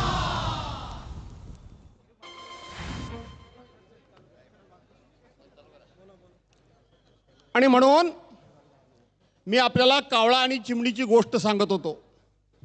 कावळ्याचं घर नव्हतं म्हणून तो चिमणीकडे आसऱ्याला आला. चिमणीनं खूप मोठ्या मनानं अगदी दया दाखवून त्यांना घरामध्ये जागा दिली. आणि सकाळी कावळा जेव्हा घरातून निघून गेला तेव्हा चिमणी आपलं घर बघतीये की आपल्या घरामध्ये कावळ्यानं नको ती घाण करून ठेवली. कावळ्यानं आपलं घर उद्ध्वस्त केलंय. भारतीय जनता पार्टीचं देखील तसंच झालं. या पक्षाचे 1984 साली 2 खासदार फक्त होते आणि मग देशातल्या छोट्या छोट्या पक्षांच्या घरामध्ये हा पक्ष शिरला, या पक्षाचे नेते शिरले. आठवा साली ज्या वेळेला या देश तेव्हा 23 पक्ष आणि 23 पक्षांची साथ यांना होती. 2014 साली 2 पक्ष फक्त शिल्लक राहिले. त्यातला एक महत्वाचा पक्ष तो म्हणजे उद्धव बाळासाहेब ठाकरेंचा शिवसेना पक्ष. त्यांच्याबरोबर राहिला. बाकी सगळे पक्ष त्यांना सोडून गेले. सत्तेमधला 2 नंबरचा पक्ष हा शिवसेना होता. पण यांना इतक्या पद्धतीचा सत्तेमधला माज आला. यांना असं वाटलं की बाकीच्यांची जसे आम्ही घरामध्ये जाऊन छोटी छोटी घरं फोडली, त्यांची घरं उद्ध्वस्त केली, तशाच पद्धतीनं शिवसेनेचं उद्धव बाळासाहेबांचं राजकीय घर आम्ही उद्ध्वस्त करू असं त्यांना वाटलं. जशी कावळ्या चिमण्याची गोष्ट सांगितलं तशी दुसरी गोष्ट मी तुम्हाला सांगतो. गरुड तुम्हाला माहित आहे, गरुड हा गरुड वळवळणाऱ्या सापावर जर त्याची नजर पडली तर त्याला सुद्धा आपल्या नख्यांमध्ये पंजांमध्ये घेऊन जातो. भल्या भल्याना मग तो ससा असू दे नाही तर आणखीन कोण असू दे, त्याला सहज पकडून जातो. त्या गरुडाच्या नावाला लागायला कोण बघत नाही. पण कावळा असा आहे, कावळा असा आहे, तो गरुडाच्या पाठीवर बसतो. तो गरुडाच्या पाठीवर बसतो आणि त्याच वेळेला तो गरुडाच्या मानेचा चावा घ्यायला बघतो. गरुड हालचाल करत नाही, गरुड काही बोलत नाही. कावळा प्रयत्न करतोय पाठीवर बसले आहे आणि त्याच वेळेला गरुड एक झेप घेतो, भरारी घेतो आणि तो उंच उंच उंच इतका उंच उंच जातो की जो कावळाला वाटत होतं की मी गरुडाच्या मानेचा घोट घेईन, मी गरुडाला या ठिकाणी मारेन, तो कावळा श्वासोश्वास करता तडफड करायला लागतो. त्याला श्वासोश्वास घेता येत नाही आणि मग तो तडफडून खाली पडतो. भारतीय जनता पार्टीचं देखील तेच झालंय. त्यांना कळलं नाही. त्यांना वाटलं उद्धव साहेब साधे आहेत, भोळे आहेत, सौम्य आहेत. पण हा वाघाचा बच्चा आहे, हा गरुड आहे. या गरुडाच्या मानेला चावा घेण्याचा प्रयत्न भाजपाने केला आणि आज भाजपा 400 पार नाही तर तडीपार व्हायची वेळ आली. या गरुडानं त्यांना ते तडीपार केलंय. या गरुडानं त्यांना तडीपार केलंय. कोणाच्या नादाला तुम्ही लागलात याचा विचार केलात नाही. मी मगाशी सांगितलं की सगळा बहुतेक महाराष्ट्र मी पादाक्रांत केला. आज मी कोल्हापुरातून आलोय. लाजा वाटत नाही ह्यांना. हे जे गेले ते सांगत होते की नरेंद्र मोदींचा फोटो लावून आम्ही निवडून आलो, नरेंद्र मोदींचा फोटो लावून शिवसेनेचे आमदार निवडून आले. मागच्या एका सभेमध्ये मी सांगितलं होतं, मी जाहीरपणे सांगतोय की निवडणुका केव्हाही येऊ द्या, उद्धव साहेब नरेंद्र मोदींचा फोटो कधी बी बॅनरवर लावणार नाहीत. पण तुम्ही जर खऱ्या बापाची औलाद असाल, थोडी तरी लाज लज्जा तुम्हाला असेल तर तुम्ही आमच्या हिंदुहृदय सम्राटांचा फोटो लावू नका. काल कोल्हापुरामध्ये देशाच्या पंतप्रधानांची सभा होती आणि एका बाजूला माझ्या सभा होत्या. जिकडं तिकडं मी बघितलं तिथं आमच्या कुठल्याही बॅनरवर पंतप्रधानांचा फोटो नव्हता. पण असा एक बॅनर नाही की हिंदुहृदय सम्राट मान्य बाळासाहेब ठाकरेंचा बॅनर नाही. तुम्हाला तुमचा फोटो लावून आम्ही मतं घेतली असं तुमचं म्हणणं आहे ना. तुम्हाला संधी आली होती, तुम्ही बाळासाहेबांचा फोटो लावायला नको होता, फोटो लावायला नको होता. आणि म्हणून मित्रांनो, अनेक मुद्दे, अनेक अनुभव हे मी तुमच्यासमोर कथन करू शकतो. ही निवडणूक कोण निवडून येतो आणि कोण जिंकतो एवढ्या पुरेशी ही निवडणूक मर्यादित नाही.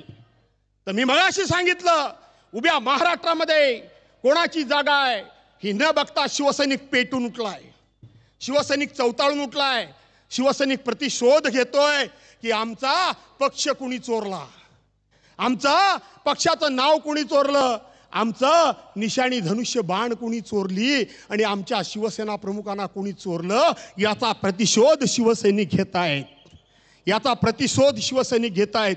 आणि म्हणून हे 400 पार वगैरे किंवा 45+20 हे सगळं विसरून जा. पण ही निवडणूक आहे, ही निवडणूक आहे. या निवडणुकीमध्ये काळजी घ्या.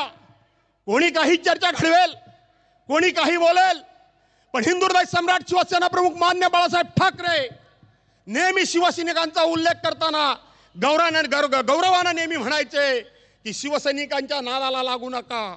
शिवसैनिक म्हणजे मदावर बसलेल्या मधमाशावर, मधाच्या पोळ्यावरच्या मधमाशा आहेत.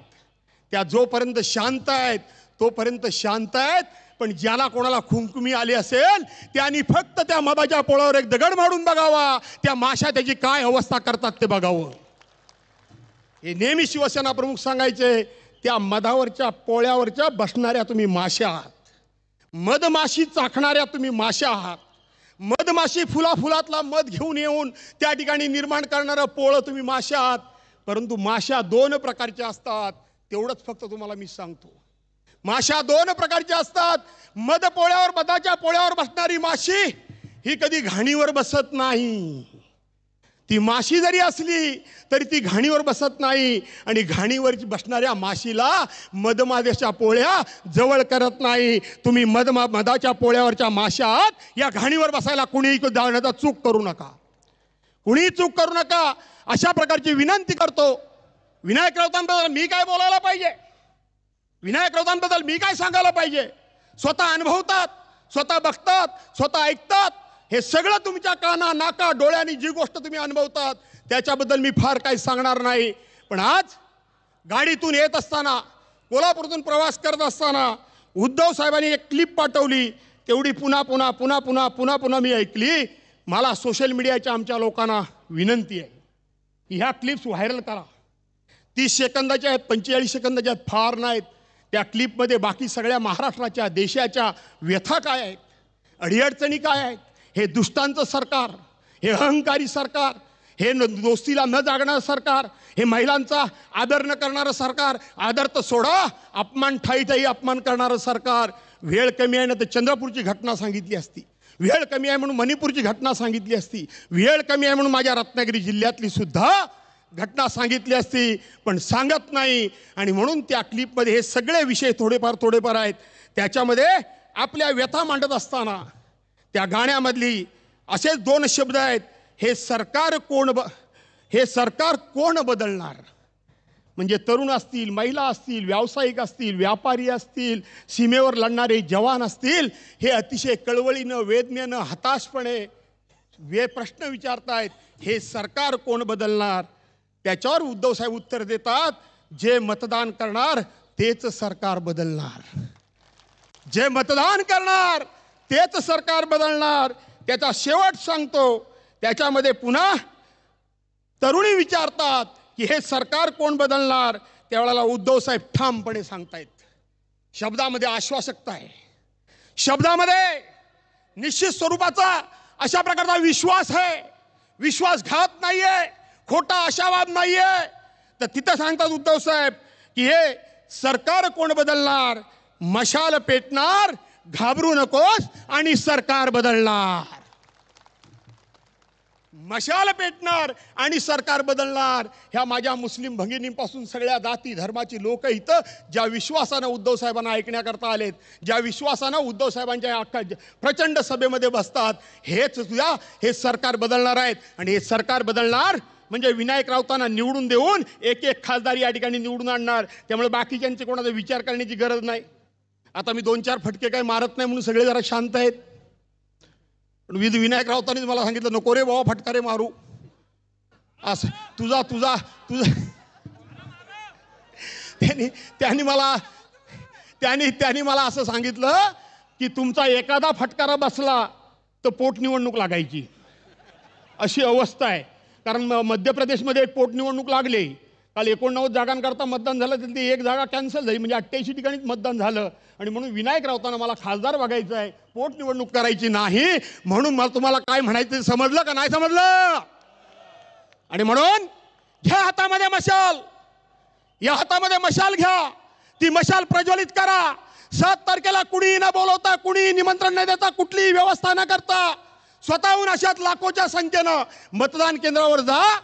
आणि 3 नंबरला विनायक राऊत यांच्या नावासमोर मशाली निशाणी आहे, तिचं बटन दाबून हातामध्ये मशाल घेऊन विजयाची तुतारी फुंका, अशा प्रकारचं आव्हान करतो आणि आपल्या सर्वांची रजा घेतो.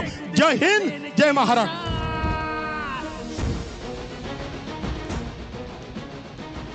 यानंतर मी विनंती करतो राऊत साहेबांना की खोक्याला न बळी पडणारं आमचं नेतृत्व, आमच्या या कोकणचा स्वाभिमान, या ठिकाणी शिवसेनेचं झंझावत उभं करणारं नेतृत्व माननीय विनायकजी राऊत साहेब यांना मी विनंती करतो की आपण या ठिकाणी मार्गदर्शन करा.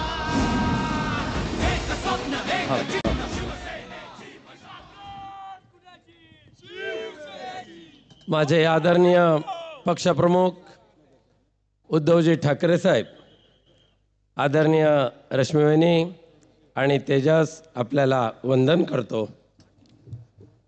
या व्यासपीठावर इंडिया आघाडीचे सर्वच सन्माननीय पदाधिकारी, माझे आदरणीय पत्रकार मित्र आणि उपस्थित बंधू भगिनींनो, साहेब, मी खऱ्या अर्थाने भाग्यवंत आहे. सतत 3 वेळेला ह्या रत्नागिरीमध्ये आपण विनायकरावच्या विजयी सभा त्यांना मार्गदर्शन करायला येत आहात.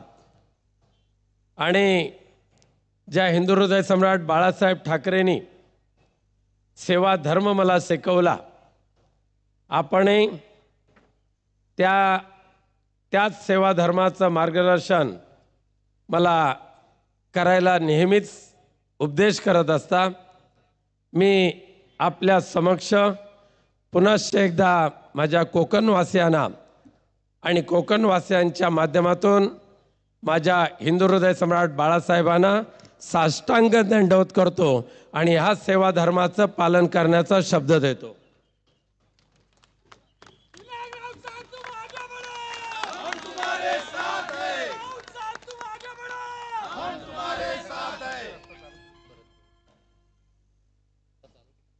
साहेब, मला अभिमान आहे आपण ज्या पद्धतीने माझ्यावर विश्वास ठेवत आलात.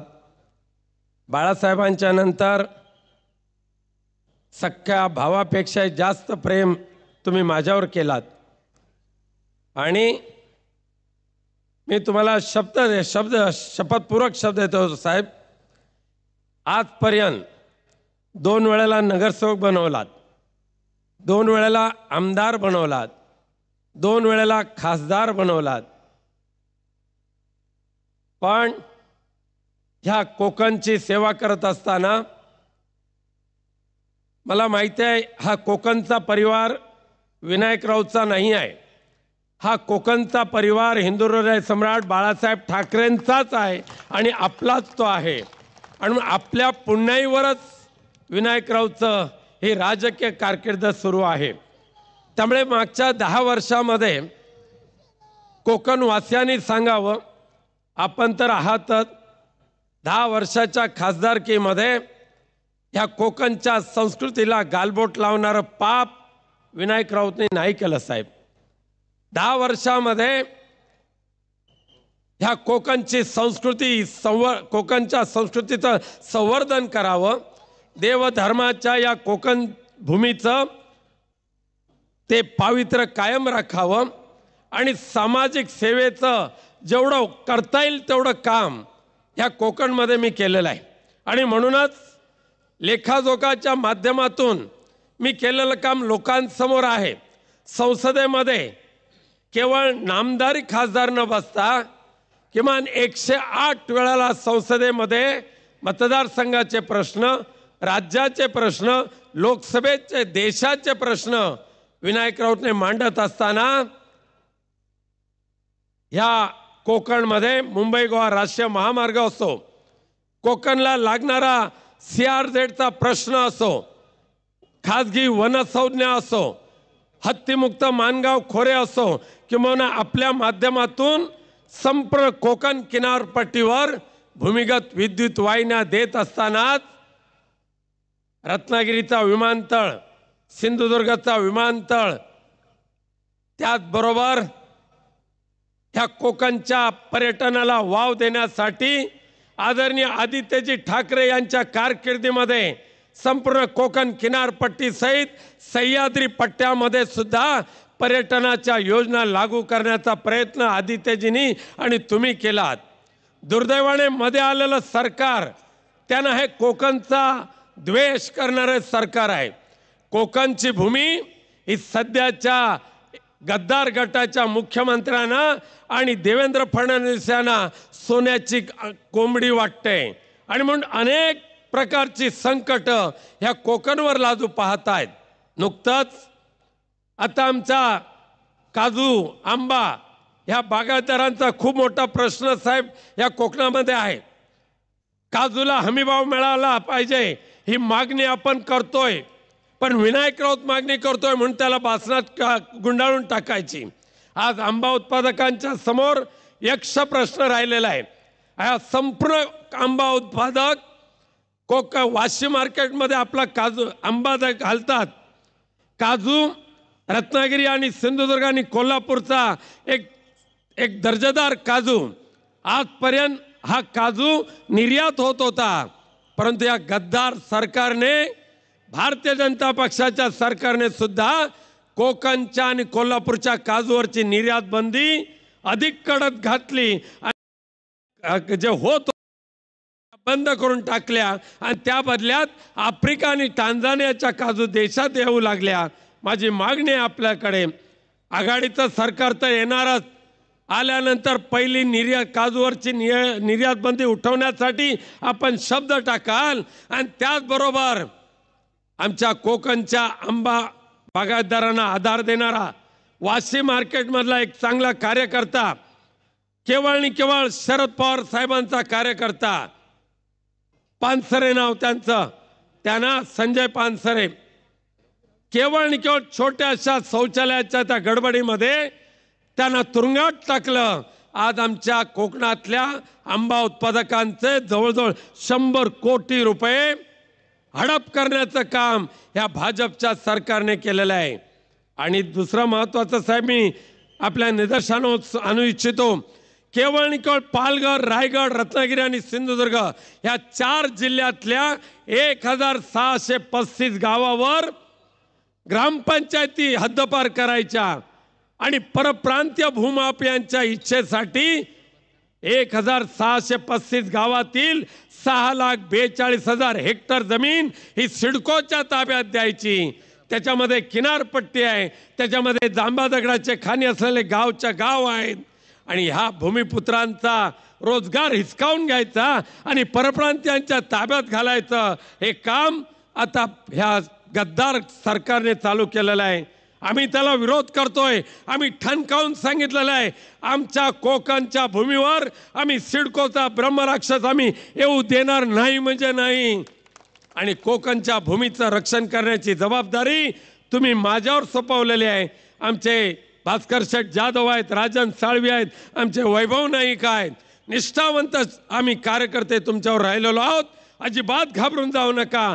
इंडिया आघाडीच्या माध्यमातून पुनश्च कोकण भगवामय कोकण करून दाखवण्याची शपथ आज या हजारोच्या संख्येने उपस्थित असलेल्या कोकणवासियांच्या माध्यमातून देतो. आणि साहेब पुनश्च एकदा शब्द देतो, कोकणची सेवा हा विनायकरावचा धर्म आहे. कोकण हे मातोश्रीचा परिवार आहे ह्याची जाणीव ठेवून कोकणच्या भूमीला कोणाची दृष्ट लागू देणार नाही. ही कोकणची भूमी सुरक्षित ठेवण्याचं वचन आज या ठिकाणी देतोय. आणि आपल्या साक्षीने मतदारांकडे एकच प्रार्थना करतो, निष्ठावंत शिवसैनिक म्हणून आज नव्हे, जोपर्यंत या विनायकरावच्या कुडीमध्ये प्राण आहे तोपर्यंत विनायकराव मातोश्रीचा सेवकच आहे, तोपर्यंत विनायकराव कोकणचा सेवक आहे. त्या सेवकाला विजयी करण्यासाठी उद्धव साहेबांची ही मशाल, जगदंबेची मशाल, छत्रपती शिवाजी महाराजांची मशाल तुमच्या माध्यमातून विनायक राऊतला आशीर्वाद देण्यासाठी 7 मे रोजी त्याचा पुरेपूर वापर करा आणि पुन्हा एकदा विनायक राऊतला आशीर्वाद द्या. धन्यवाद. जय हिंद, जय महाराष्ट्र.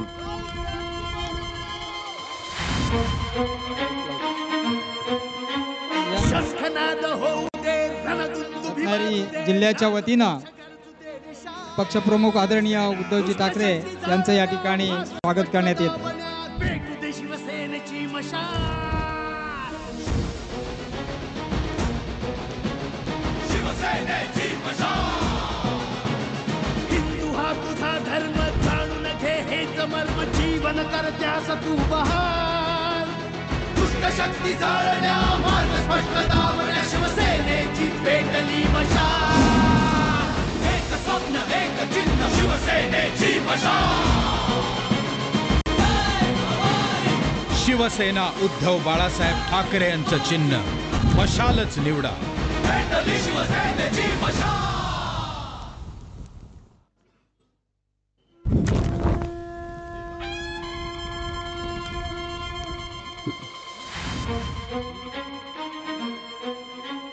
शंखनाद होऊ दे रणदुंदुभी वाजू दे नाद घोष गरजू दे दुष्ट शक्ती जाळण्या हॅलो हॅलो हॅलो शिवसेनेची मशाल हॅलो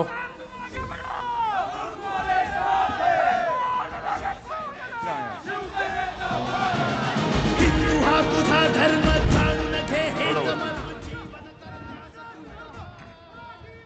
दुष्ट शक्ती जाळण्या मार्ग स्पष्ट दावण्या शिवसेनेची पेटली मशाल एक स्वप्न एक चिन्ह शिवसेनेची मशाल शिवसेना उद्धव बाळासाहेब ठाकरे यांचं चिन्ह.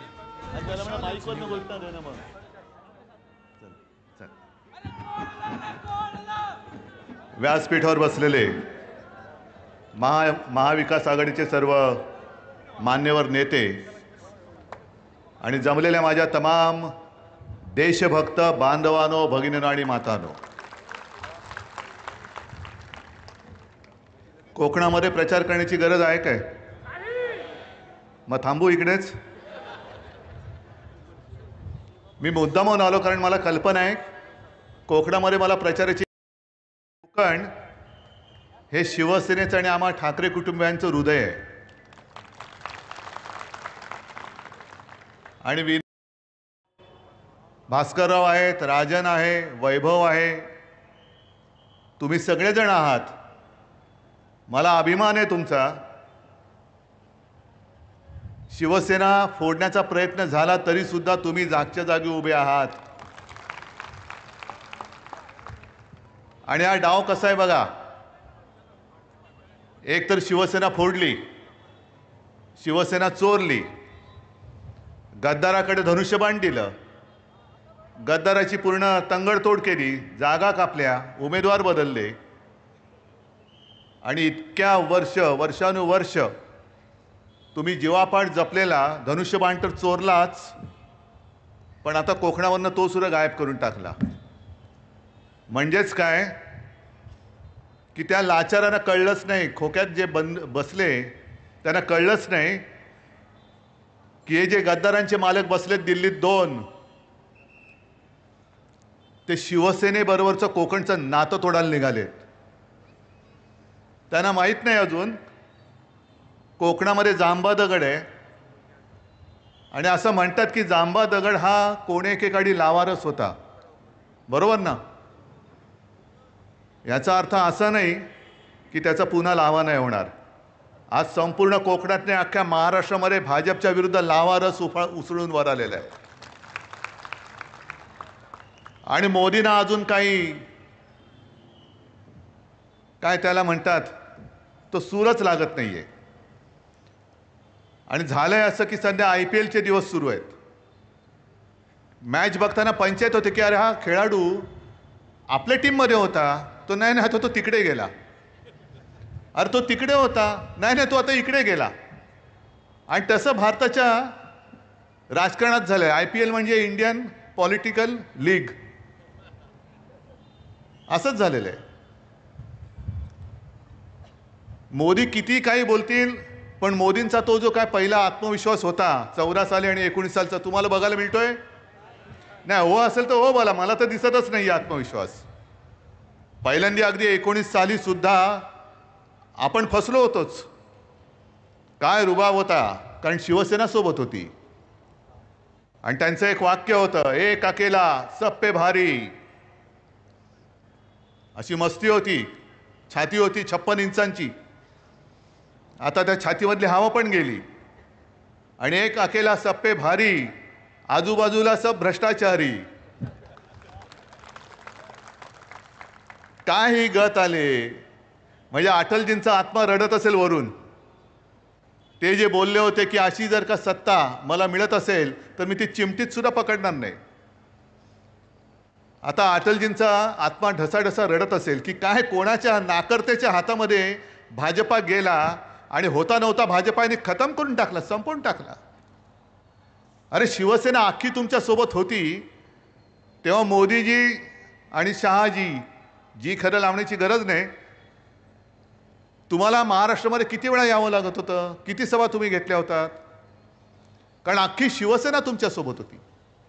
का तुम्हाला औरसा आठवली मला कळत नाही, पण विनाशकाले विपरीत बुद्धी, विनाशच होणार असेल तर विपरीत बुद्धी होणारच. आणि म्हणूनच कदाचित हा एक नियतीचा संकेत किंवा देवाचे आशीर्वाद आहेत की त्यांनी शिवसेनेला त्यांच्यापासून बाजूला केली, की त्यांचा विनाश होतोय, तुम्ही नका राहू त्यांच्यासोबत, जाऊ दे त्यांना, बुडतायत बुडू द्या. अबकी बार भाजपा तडीपार तडीपार करून टाका.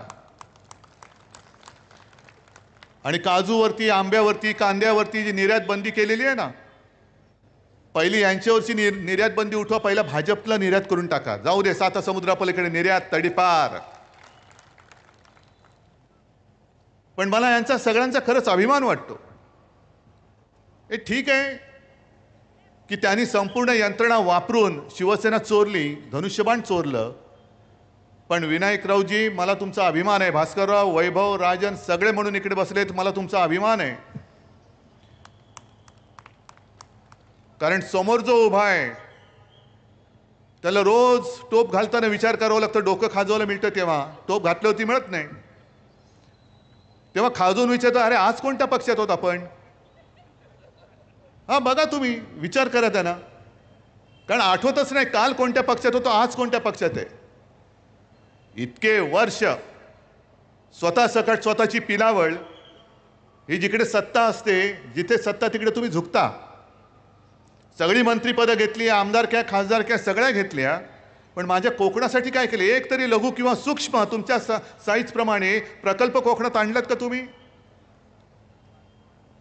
कारण भाजपा हुशार आहे, त्यांनी त्यांच्या कुवतीप्रमाणेच दिलं, लघु आणि सूक्ष्म. आता निवडणुकीनंतर मायक्रोस्कोप आणावं लागेल की अतिसूक्ष्म, म्हणजे करोनाचा जीवाणू दिसेल पण हे नाही दिसणार, एवढे सूक्ष्म होतील हे. पण मस्ती किती आहे. आज तुम्ही गद्दारांना आमच्या अंगावर सोडून शिवसेना संपवायला निघालात. अहो, अनेक वर्षानुवर्ष हे सगळे माझे जीवाला जीव देणारे शिवसैनिक जे बाळासाहेबांनी जोडून दिलेले आहेत, आणि मी मागे पण म्हटलं की माझी वडिलोपार्जित कमाई आहे, आहेच माझी वडिलोपार्जित कमाई, अभिमान आहे मला याचा, हे माझं वैभव आहे. आणि मोदीजी तुम्ही जे म्हणतायत घराणेशाही घराणेशाही, आमची घराणेशाही आहे ते लोकांना मंजूर आहे की नाही रे. पण तुम्हाला शिवसेनेची घराणेशाही चालत नाही. शिवसेना प्रमुखांचा फोटो लावता, नालायक माणसं सगळी, अंगामध्ये कर्तृत्व नाही आहे. तुम्ही माझी शिवसेना चोरताय, माझा धनुष्यबाण चोरताय, माझे वडील चोरताय, कर्तृत्व शून्य माणसं आहेत. तुम्हाला शिवसेनेची घराणेशाही नको आहे, हिंदू हृदय सम्राटांची घराणेशाही नको आहे, पण तुम्हाला गद्दारांची, गुंडांची घराणेशाही चालते. हे दुःख हे आम्हाला नसलं, तुम्हाला नसलं तरी अटलजींना वाटत असेल. कोणाची घराणेशाही तुम्ही पोचताय आणि काय भाषणं करतायत. आणि हा कोकण हा सुसंस्कृत आहे. ज्या पद्धतीने काल परवाकडे फडणवीस येऊन गेले, यांना मत म्हणजे त्यांना मत, म्हणजे दोघं झालं, तर कोकणामध्ये जर शिवसेना तेव्हा उभी राहिली नसती, विनायक राऊत, वैभव, भास्करराव वगैरे सगळे जे आहेत हे तुमच्यासोबत उभे राहिले नसते, आज कोकणामध्ये काय चाललं असतं, गुंडागर्दी, गुंडराज चालू झालं असतं, गुंडाराज झालं असतं ना. मग तुम्हाला परत गुंडाराज पाहिजे कोकणमध्ये. उघड उघड सांगतायत की यांना मत म्हणजे त्यांना मत, आणि भाजपचे इथले लोक काही करू शकणार नाहीत. जे कल्याणमध्ये घडलं, कल्याणमध्ये भारतीय जनता पक्षाचा एक आमदार गणपत गायकवाड, अनेकदा त्यांनी त्यांच्या वरिष्ठांकडे तक्रार केली की हे बघा काय चालले, हे बघा काय चालले. कोणी ऐकायला तयार नाही. शेवटी एवढा उद्विग्न झाला, त्याच्या मुलाला पोलीस स्टेशनमध्ये जेव्हा यांच्या मिंद्यांच्या गुंडांनी धक्काबुक्की केली तरी पोलीस काय करायला तयार नाहीत, म्हणून बाप म्हणून त्यांनी गोळ्या घातल्या त्याला. मी काय समर्थन नाही करत. आणि त्यांनी म्हटलेलं आहे की जोपर्यंत या मिंद्याच्या हातामध्ये सत्ता राहील तोपर्यंत या महाराष्ट्रामध्ये गुंडांचं राज्य राहील. आज जुलूम जबरदस्तीने ते कारभार करू इच्छित आहेत. मी विसरलो नाही अजून. बारसूमध्ये मी जेव्हा आलो होतो, माझ्या माता भगिनींना कशा पद्धतीने मारहाण केली होती. जर शिवसेनामध्ये पडली नसती तर आज बारसूचा विषय हा लोकांनी संपवला असता की नसता हे तुम्ही सांगा. फौज आणून उभी केली असती आणि कदाचित, मी असं म्हणत नाही की त्यांचं सरकार येणार तर नाहीच, पण त्यांचं स्वप्न हेच असेल की आपलं सरकार आल्यानंतर बघू ना बारसू काय जैतापूर काय फौजा आणून उभ्या करू आणि कोणाला मारायचंय, मागे जैतापूरमध्ये गोळ्या घातलेल्याच आहेत, गोळीबार झालाच होता. मग त्याच पद्धतीने यांना जर कोकण स्वतःच्या विळख्यात घ्यायचं असेल तर बारसूची रिफायनरी ही तुमचा विरोध डावलून सुद्धा ते उभं करू शकतील. आणि मी तुम्हाला वचन देतोय, आपलं इंडिया आघाडीचं सरकार येणार म्हणजे येणार, आणणार म्हणजे आणणारच.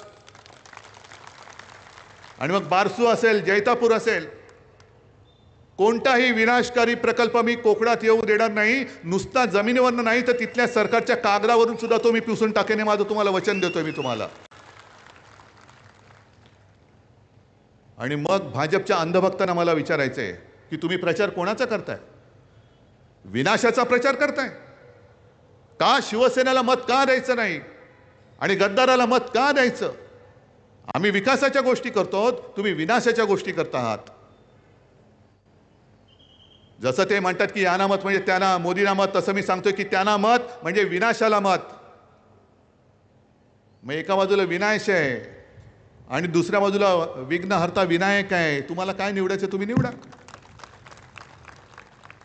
हे किती काळ सहन करणार? काजूवरती निर्यात बंदी, आंब्यावरती ही बंदी, त्याच्यावरती ती बंदी. आणि यांचा जो महाराष्ट्राबद्दलचा जो आकस आहे, हा आकस आता एवढ्या टोकाला पोचलेला आहे की तुम्ही जे गाणं ऐकलं तर मग अशी मशाल गीत आहे, तिकडे मोठ्या प्रमाणावरती मुस्लिम बांधव आले. तुम्हाला काय खटकतंय काय रे त्याच्यात? मी मुस्लिम बांधवांना आणि माता भगिनींना विचारतो, तुम्हाला काय खटकते त्या गाण्यात? आहे आमचं जय भवानी जय शिवाजी आहे, काय खटकते तुम्हाला? जय भवानी जय शिवाजी कोणी नेतं, कारण दोन्ही आपली दैवत आहेत. जसं मोदीजी प्रत्येक सभेत जात आहेत, शहा जात आहेत आणि जय श्रीराम बोलतायत. अरे आम्ही पण जय श्रीराम बोलतो ना, आम्ही काय असे काय हे नाही होत, रामाचे काय विरोधक नाही होत. आम्ही जय श्रीराम म्हणतो, आम्ही बजरंगबली की जय म्हणतो. पण आमच्या महाराष्ट्राच्या नसा नसामध्ये जे जय भवानी आणि जय शिवाजी आहे ते तुम्ही उपरे दोघं जण येऊन आमच्या महाराष्ट्राच्या रगारगातलं जय शिवाजी आणि जय भवानीचं प्रेम तुम्ही काढू शकताय, काढू इच्छिताय?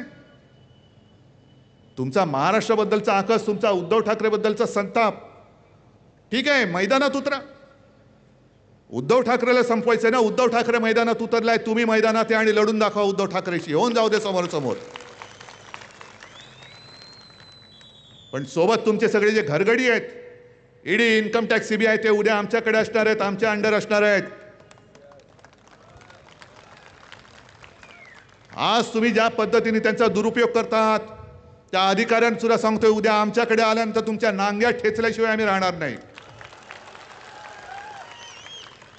ज्या पद्धतीने तुम्ही राजन साळवीच्या घरात घुसलात, उद्या आमचं सरकार आल्यानंतर तुमच्या घरात घुसल्याशिवाय राहणार नाही.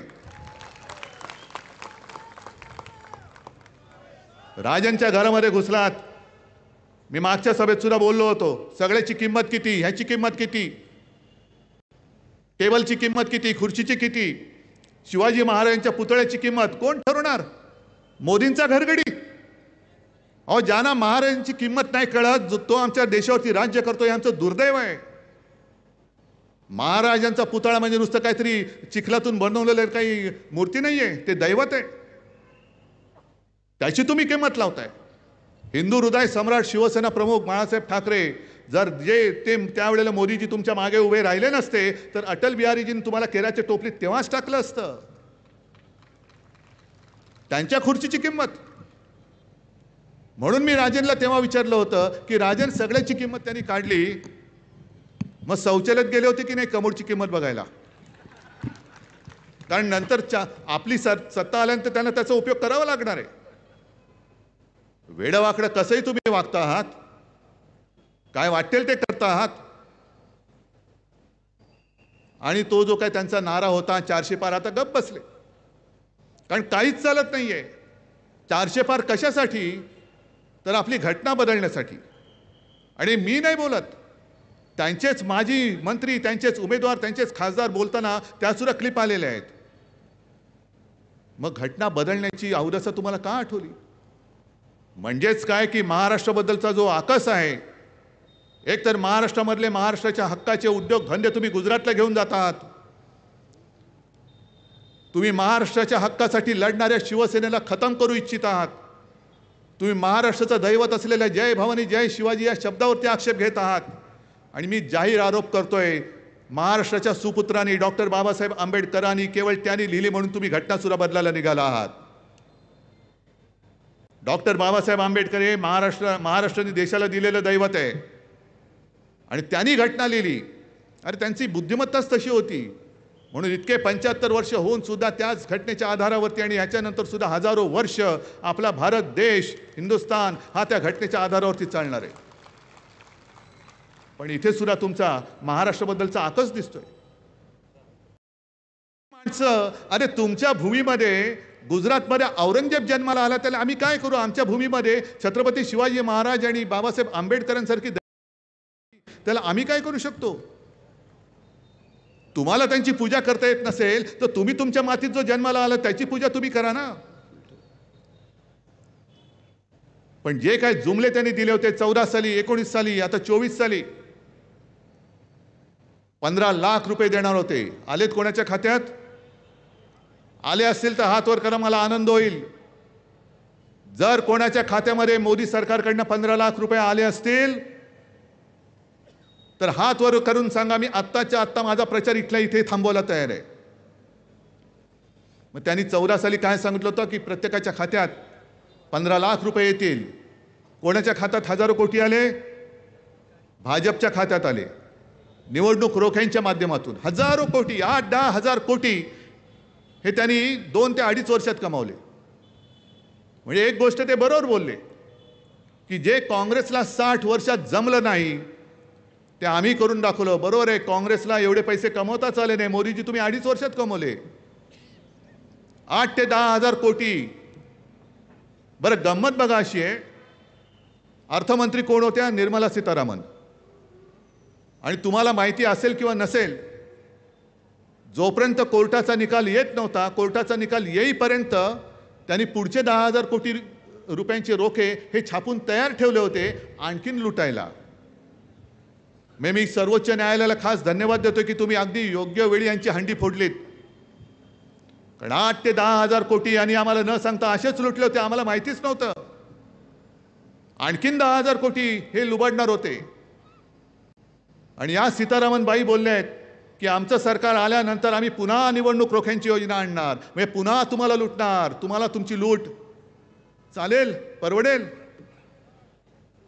बरं, गंमत मी एवढ्यासाठी म्हटलं की ज्या सीतारामन बाई बोलल्या की हे आम्ही पुन्हा ही रोखे आणणार, रोख्यांची योजना आणणार, त्यांचेच पती परकला प्रभाकर, त्यांनी तर त्यांच्यावरती जो मोठा आघात केलेला आहे, त्यांनी सांगितलं की हा जगातला सगळ्यात मोठा घोटाळा आहे आणि त्याचं नाव त्यांनी मोदी गेट असं दिलेलं आहे. मोदी गेट. मोदींवरती थेट आरोप त्यांनी केलेला आहे. आम्हाला संपवायला निघालात ना? का आम्ही तुमची पालखी वाहत नाही म्हणून तुम्ही आम्हाला संपवायला निघालात? मग तुमच्याच मंत्रिमंडळातल्या ज्या मंत्रीबाई होत्या त्यांचे यजमान तुमच्या तोंडावरती बोलताय की तुम्ही घोटाळा केलाय, तुम्ही घोटाळेबाज आहात, का त्यानं उत्तर देत नाही? आम्ही आरोप करतोय, आरोप नाही करत, आम्ही सत्य लोकांसमोर आणतोय. आजच मी येताना वाचलं की डाळी कडाडलेले आहेत, डाळीचे भाव वाढलेले आहेत. जर आपण विचारलं मोदीजी डाळीचे भाव वाढले, वो तो नेहरूजीने बढाया. नेहरू जाऊन किती वर्ष झाली? बरं, नेहरू किती वर्ष पंतप्रधान होते? 16 वर्ष. भाजपा किती वर्ष आहे? अटल बिहारी वाजपेयी होते, त्यांची काळा सगळी वर्ष, यांची 10 वर्ष. म्हणजे 16 पेक्षा जास्त वर्ष हे भाजपाचं सरकार तिकडे आहे. मग नेहरूंनी 16 वर्षात काय केलं असेल ते पुसून टाकून तुम्ही 16 वर्ष काय केलं, तुम्ही 10 वर्ष काय केलं हे तुम्ही का नाही सांगत? म्हणजे सांगायचं काय की 60 वर्षात काही नाही केलं? बरं, नसेल काही केलं, मग त्यांना जर का विचारलं पुढे काय नाही, आत्ता सुरुवात झाले, 10 वर्ष आम्ही नुसतं काय आमचं हे करत होतो, आता पुढे बघा 2047 साली तुम्हाला काय देतोय. 2047 साल कोण बघणार आहे? आता जे प्रचार करतात त्यांचे सगळे ते तरी बघणार आहेत 2047? आणि तुम्हाला काय वाटतं ही जनता सगळी काय दूधखोडी आहे, बुडी आहे? 14 साली सांगितलं होतं की 19 पर्यंत मी करेन. अहो कशाला नोटबंदी केली होती तुमच्या लक्षात तरी आहे आता? नोटबंदी केल्यानंतर रडून काय बोलले होते? मुझे सिर्फ कितने दिन दो, 100 दिन दो. त्या तारखेपासून तुम्ही 1 एप्रिलपर्यंत जर का दिवस मोजले तर जवळपास 2700 पेक्षा जास्त दिवस झाले. मोदीजी, नोटबंदी नंतर तुम्ही जे काय करणार होतात, अगर मैंने कुछ किया नहीं तो आप जो बोलेंगे, जहां बोलेंगे, जो सजा देंगे मुझे मंजूर है.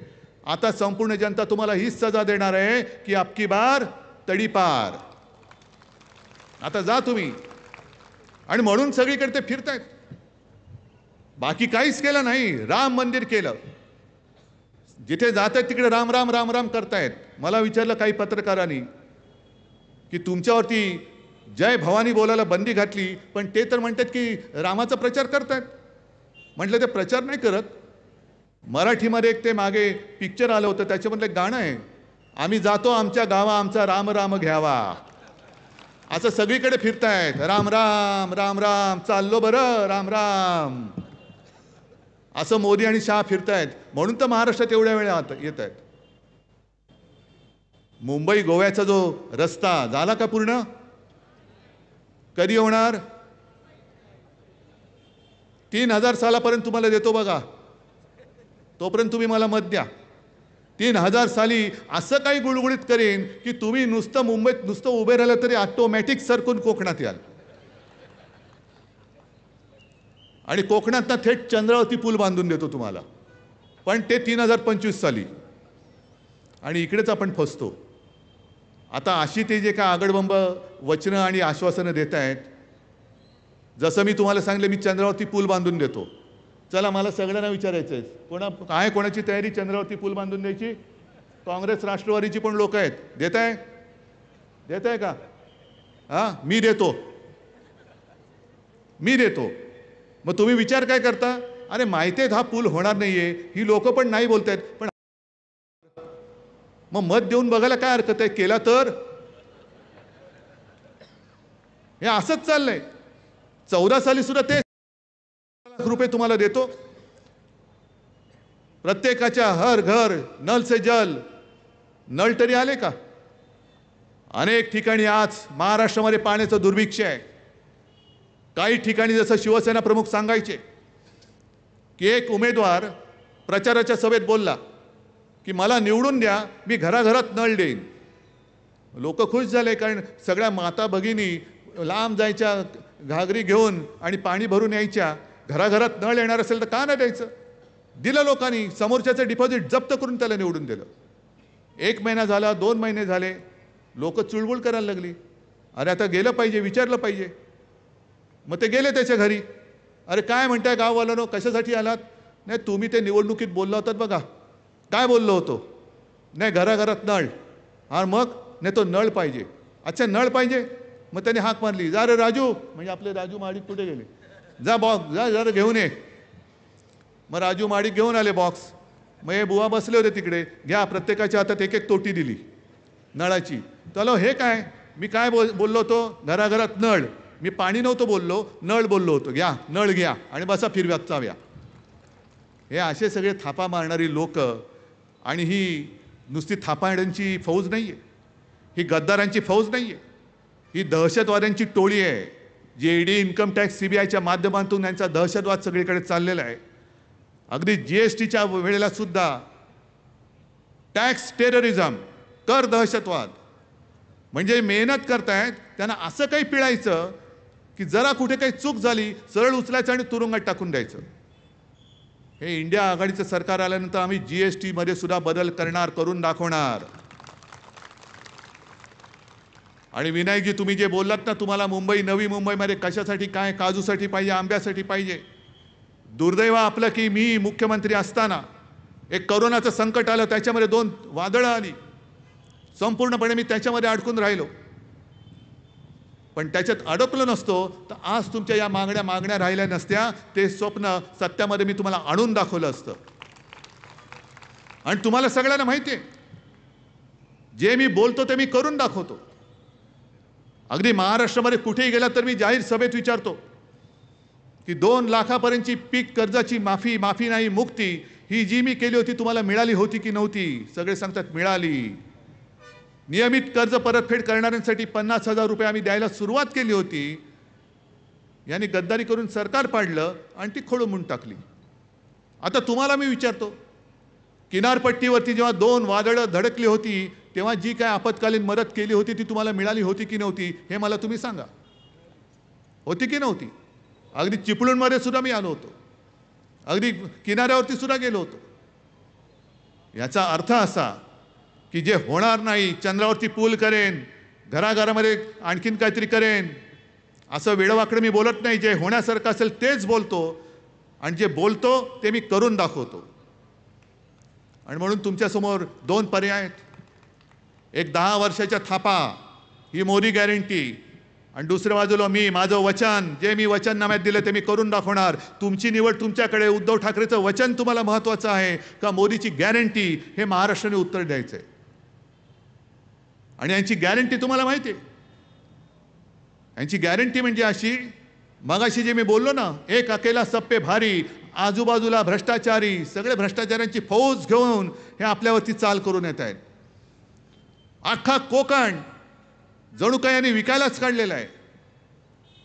नाणारच्या बाबतीमध्ये जे झालं, जैतापूरला झालं, बारसूमध्ये, आपल्याला कळण्याच्या आत परप्रांतीयांनी इकडे येऊन जमिनी केव्हा बळकवल्या तुम्हाला कळलं सुद्धा नाही, आम्हाला सुद्धा कळलं नाही. आणि पुढचा जो धोका आहे तो हा किनारपट्टीचा विकास ते सिडकोकडे देत आहेत. सिडको म्हणजे यांचे सगळे कॉन्ट्रॅक्टर, बगलबच्चे, सूटबुटकी सरकार. आणि हा निसर्ग सौंदर्य, निसर्गाच्या वैभवाने नटलेला हा माझा कोकण कॉन्ट्रॅक्टरच्या खिशात देणार आपण? हे सगळे कॉन्ट्रॅक्टरचे बगलबच्चे आहेत. आणि म्हणून यांच्याकडे जे चाललेलं आहे की ज्याचा जेवढा भ्रष्टाचार मोठा, मग त्याला केंद्रात मंत्रिपद देणार, त्याला इकडे मंत्रिपद देणार. 70,000 कोटीचा घोटाळा असेल तर उपमुख्यमंत्री करणार, त्याच्याहून आणखीन मोठा घोटाळा असेल तर मुख्यमंत्री करणार. या सगळ्या गोष्टी आता झाल्या, तेवढं खूप झाल्या. अहो, तुम्ही तुमच्या आयुष्यातली 10 वर्ष यांच्या थापांमध्ये वाया घालवली, आम्ही सुद्धा वाया घालवली. गेल्या वेळेला माझी चूक झाली, मीच मोदींना पंतप्रधान करायला सांगायला आलो होतो आणि तुम्ही माझं ऐकलत. आणि आता नेमकं मी उलटं सांगतोय आणि तळमळीने सांगतोय. एका गोष्टीबद्दल मला समाधान आहे की कोरोना काळामध्ये संपूर्ण देशात नंबर 1चा मुख्यमंत्री म्हणून माझं नाव आलं होतं. पण अत्यंत नम्रपणाने सांगतो, हे कर्तृत्व माझं नव्हतं. हे कर्तृत्व तुमची साथ आणि सोबत नसती तर महाराष्ट्र वाचू शकला नसता. म्हणजे फडणवीस जे सांगतायत की बाकी विकास कामाचं सोडून द्या, पण मोदीजींनी लस दिली नसती. अरे लस म्हणजे काय लसूण आहे? हा, की पाठच्या बागेमध्ये पिकोला आणि दिला लसूण, तो सुद्धा 400 पार गेला होता. त्याला लाज वाटली, यांनी नारा दिला होती, आला खाली. लसूण सुद्धा 400च्या वर गेला होता, पण मोदी म्हणाले 400 पार. लसूणाला लाज वाटली, तो काहीतरी आपल्यापेक्षा जास्त मोठा थापडे आहे, खाली आलेला बरं. म्हणजे लस कोणी शोधली? एका गोष्टीचा अभिमान मला नक्की आहे की महाराष्ट्रातल्या कंपनीने लस शोधली होती पुण्याला, आणि ती लस तुम्ही दिली. पण लसीकरण करण्यासाठी जी यंत्रणा होती ती माझ्या महाराष्ट्राची होती, ती माझ्या महाराष्ट्राची होती. आणि या माझ्या माता भगिनी आणि बांधवांनी मी जे जे सांगितलं ते तुम्ही ऐकलत. मी तुम्हाला सांगितलं घराबाहेर पडू नका, तुम्ही कोणी पडला नाहीत. दुकानं बंद ठेवा, तुम्ही दुकानं बंद ठेवली. बाहेर जाताना मास्क लावा, तुम्ही मास्क घातले. आणि म्हणून तुम्ही मला जे काही कुटुंब प्रमुख मानता त्या नात्याने मी तुम्हाला सांगतोय, तळमळीने सांगतोय की या वेळेला जसं कोरोनाचं संकट तेव्हा होतं आणि मी सांगत होतो की कोरोना आहे, त्या कोरोनापासून 2 हात लांब राहा, तसा त्याहीपेक्षा मोठा भयानक धोका हा भाजपाच्या हुकुमशाहीचा आहे. या हुकुमशाहीपासून 2 हात लांब राहा, 2 हात लांब ठेवा. त्यांना म्हणा आता बस झालं तुमचं, तुमची 10 वर्ष तुम्ही बघितली, आता तुम्ही आमचं संविधान बदलायला निघालात. आणि इकडे मुस्लिम बांधव मोठ्या प्रमाणावरती आलेत. काही लोकांनी मला सांगितलं की उद्धवजी आता तुम्हीच आमची आशा आहात. म्हटलं कसं रे? त्याला अहो तुम्ही 25 वर्ष यांना साथ सोबत देऊन तुमच्याबरोबर हे असे वागले, आमच्याशी कसे वागतील उद्या निवडून आले तर? म्हणून कोणी घाबरू नका, अजिबात घाबरू नका. जसं विनायक राऊतांनी शपथ घेतली तशी सुद्धा मी शपथ घेऊन मैदानात उतरलेलो आहे. बाकी देश खूप मोठा आहे, पण आपण खास करून छत्रपती शिवाजी महाराजांच्या महाराष्ट्रातले मर्द मावळे आहोत. आणि त्या मर्द मावळ्यांना मर्दपणा काय असतो ते शिकवावं लागत नाही. मर्दपणा त्यांच्या रगारगात त्यांच्या नसानसात भिनलेला आहे. येऊ रे मोदी शाह, किती त्यांची ईडी सीबीआय इन्कम टॅक्सची धाड घेऊन येऊ द्या. त्यांच्या त्या टीमची तंगडतोड करून ठेवल्याशिवाय आपण राहायचं नाहीये आणि त्यांना हद्दपार केल्याशिवाय आता थांबायचं नाही. म्हणून आता एकच नारा द्यायचा, अबकी बार अबकी बार कोण. आणि दुसरी गोष्ट, तुम्ही जेव्हा जाल त्या मतदान यंत्रणेमध्ये जे काय आहेत, कारण एवढे नालायक लोक आहेत, आणखीन एक कोणतरी विनायक राऊत शोधून काढलंय, त्यांनी काढलंय ना. पण आपली मशाल काय, आपली निशाणी काय. अजून एकदा नक्की हाती घेणार. मग हाती घ्या मशाल आणि विजय करा विशाल.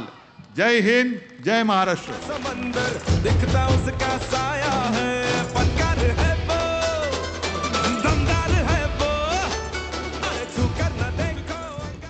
यानंतर राष्ट्रगीताने सभा संपेल. सर्वांनी जाग्यावरती उभं राहा.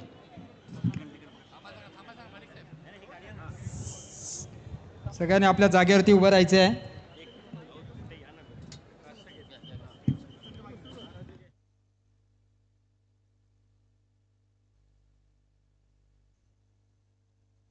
जनगण मन अधिनायक जय हे भारत भाग्य विधाता. पंजाब सिंध गुजरात मराठा द्राविड उत्कल बंगा. विंध्य हिमाचल यमुना गंगा उच्चल जलधि तरंगा. तव शुभ नामे जागे, तव शुभ आशीष मागे. गाहे तव जय गाथा. जनगण मंगलदायक जय हे भारत भाग्य विधाता. जय हे जय हे जय हे जय जय जय जय हे. भारत माता की.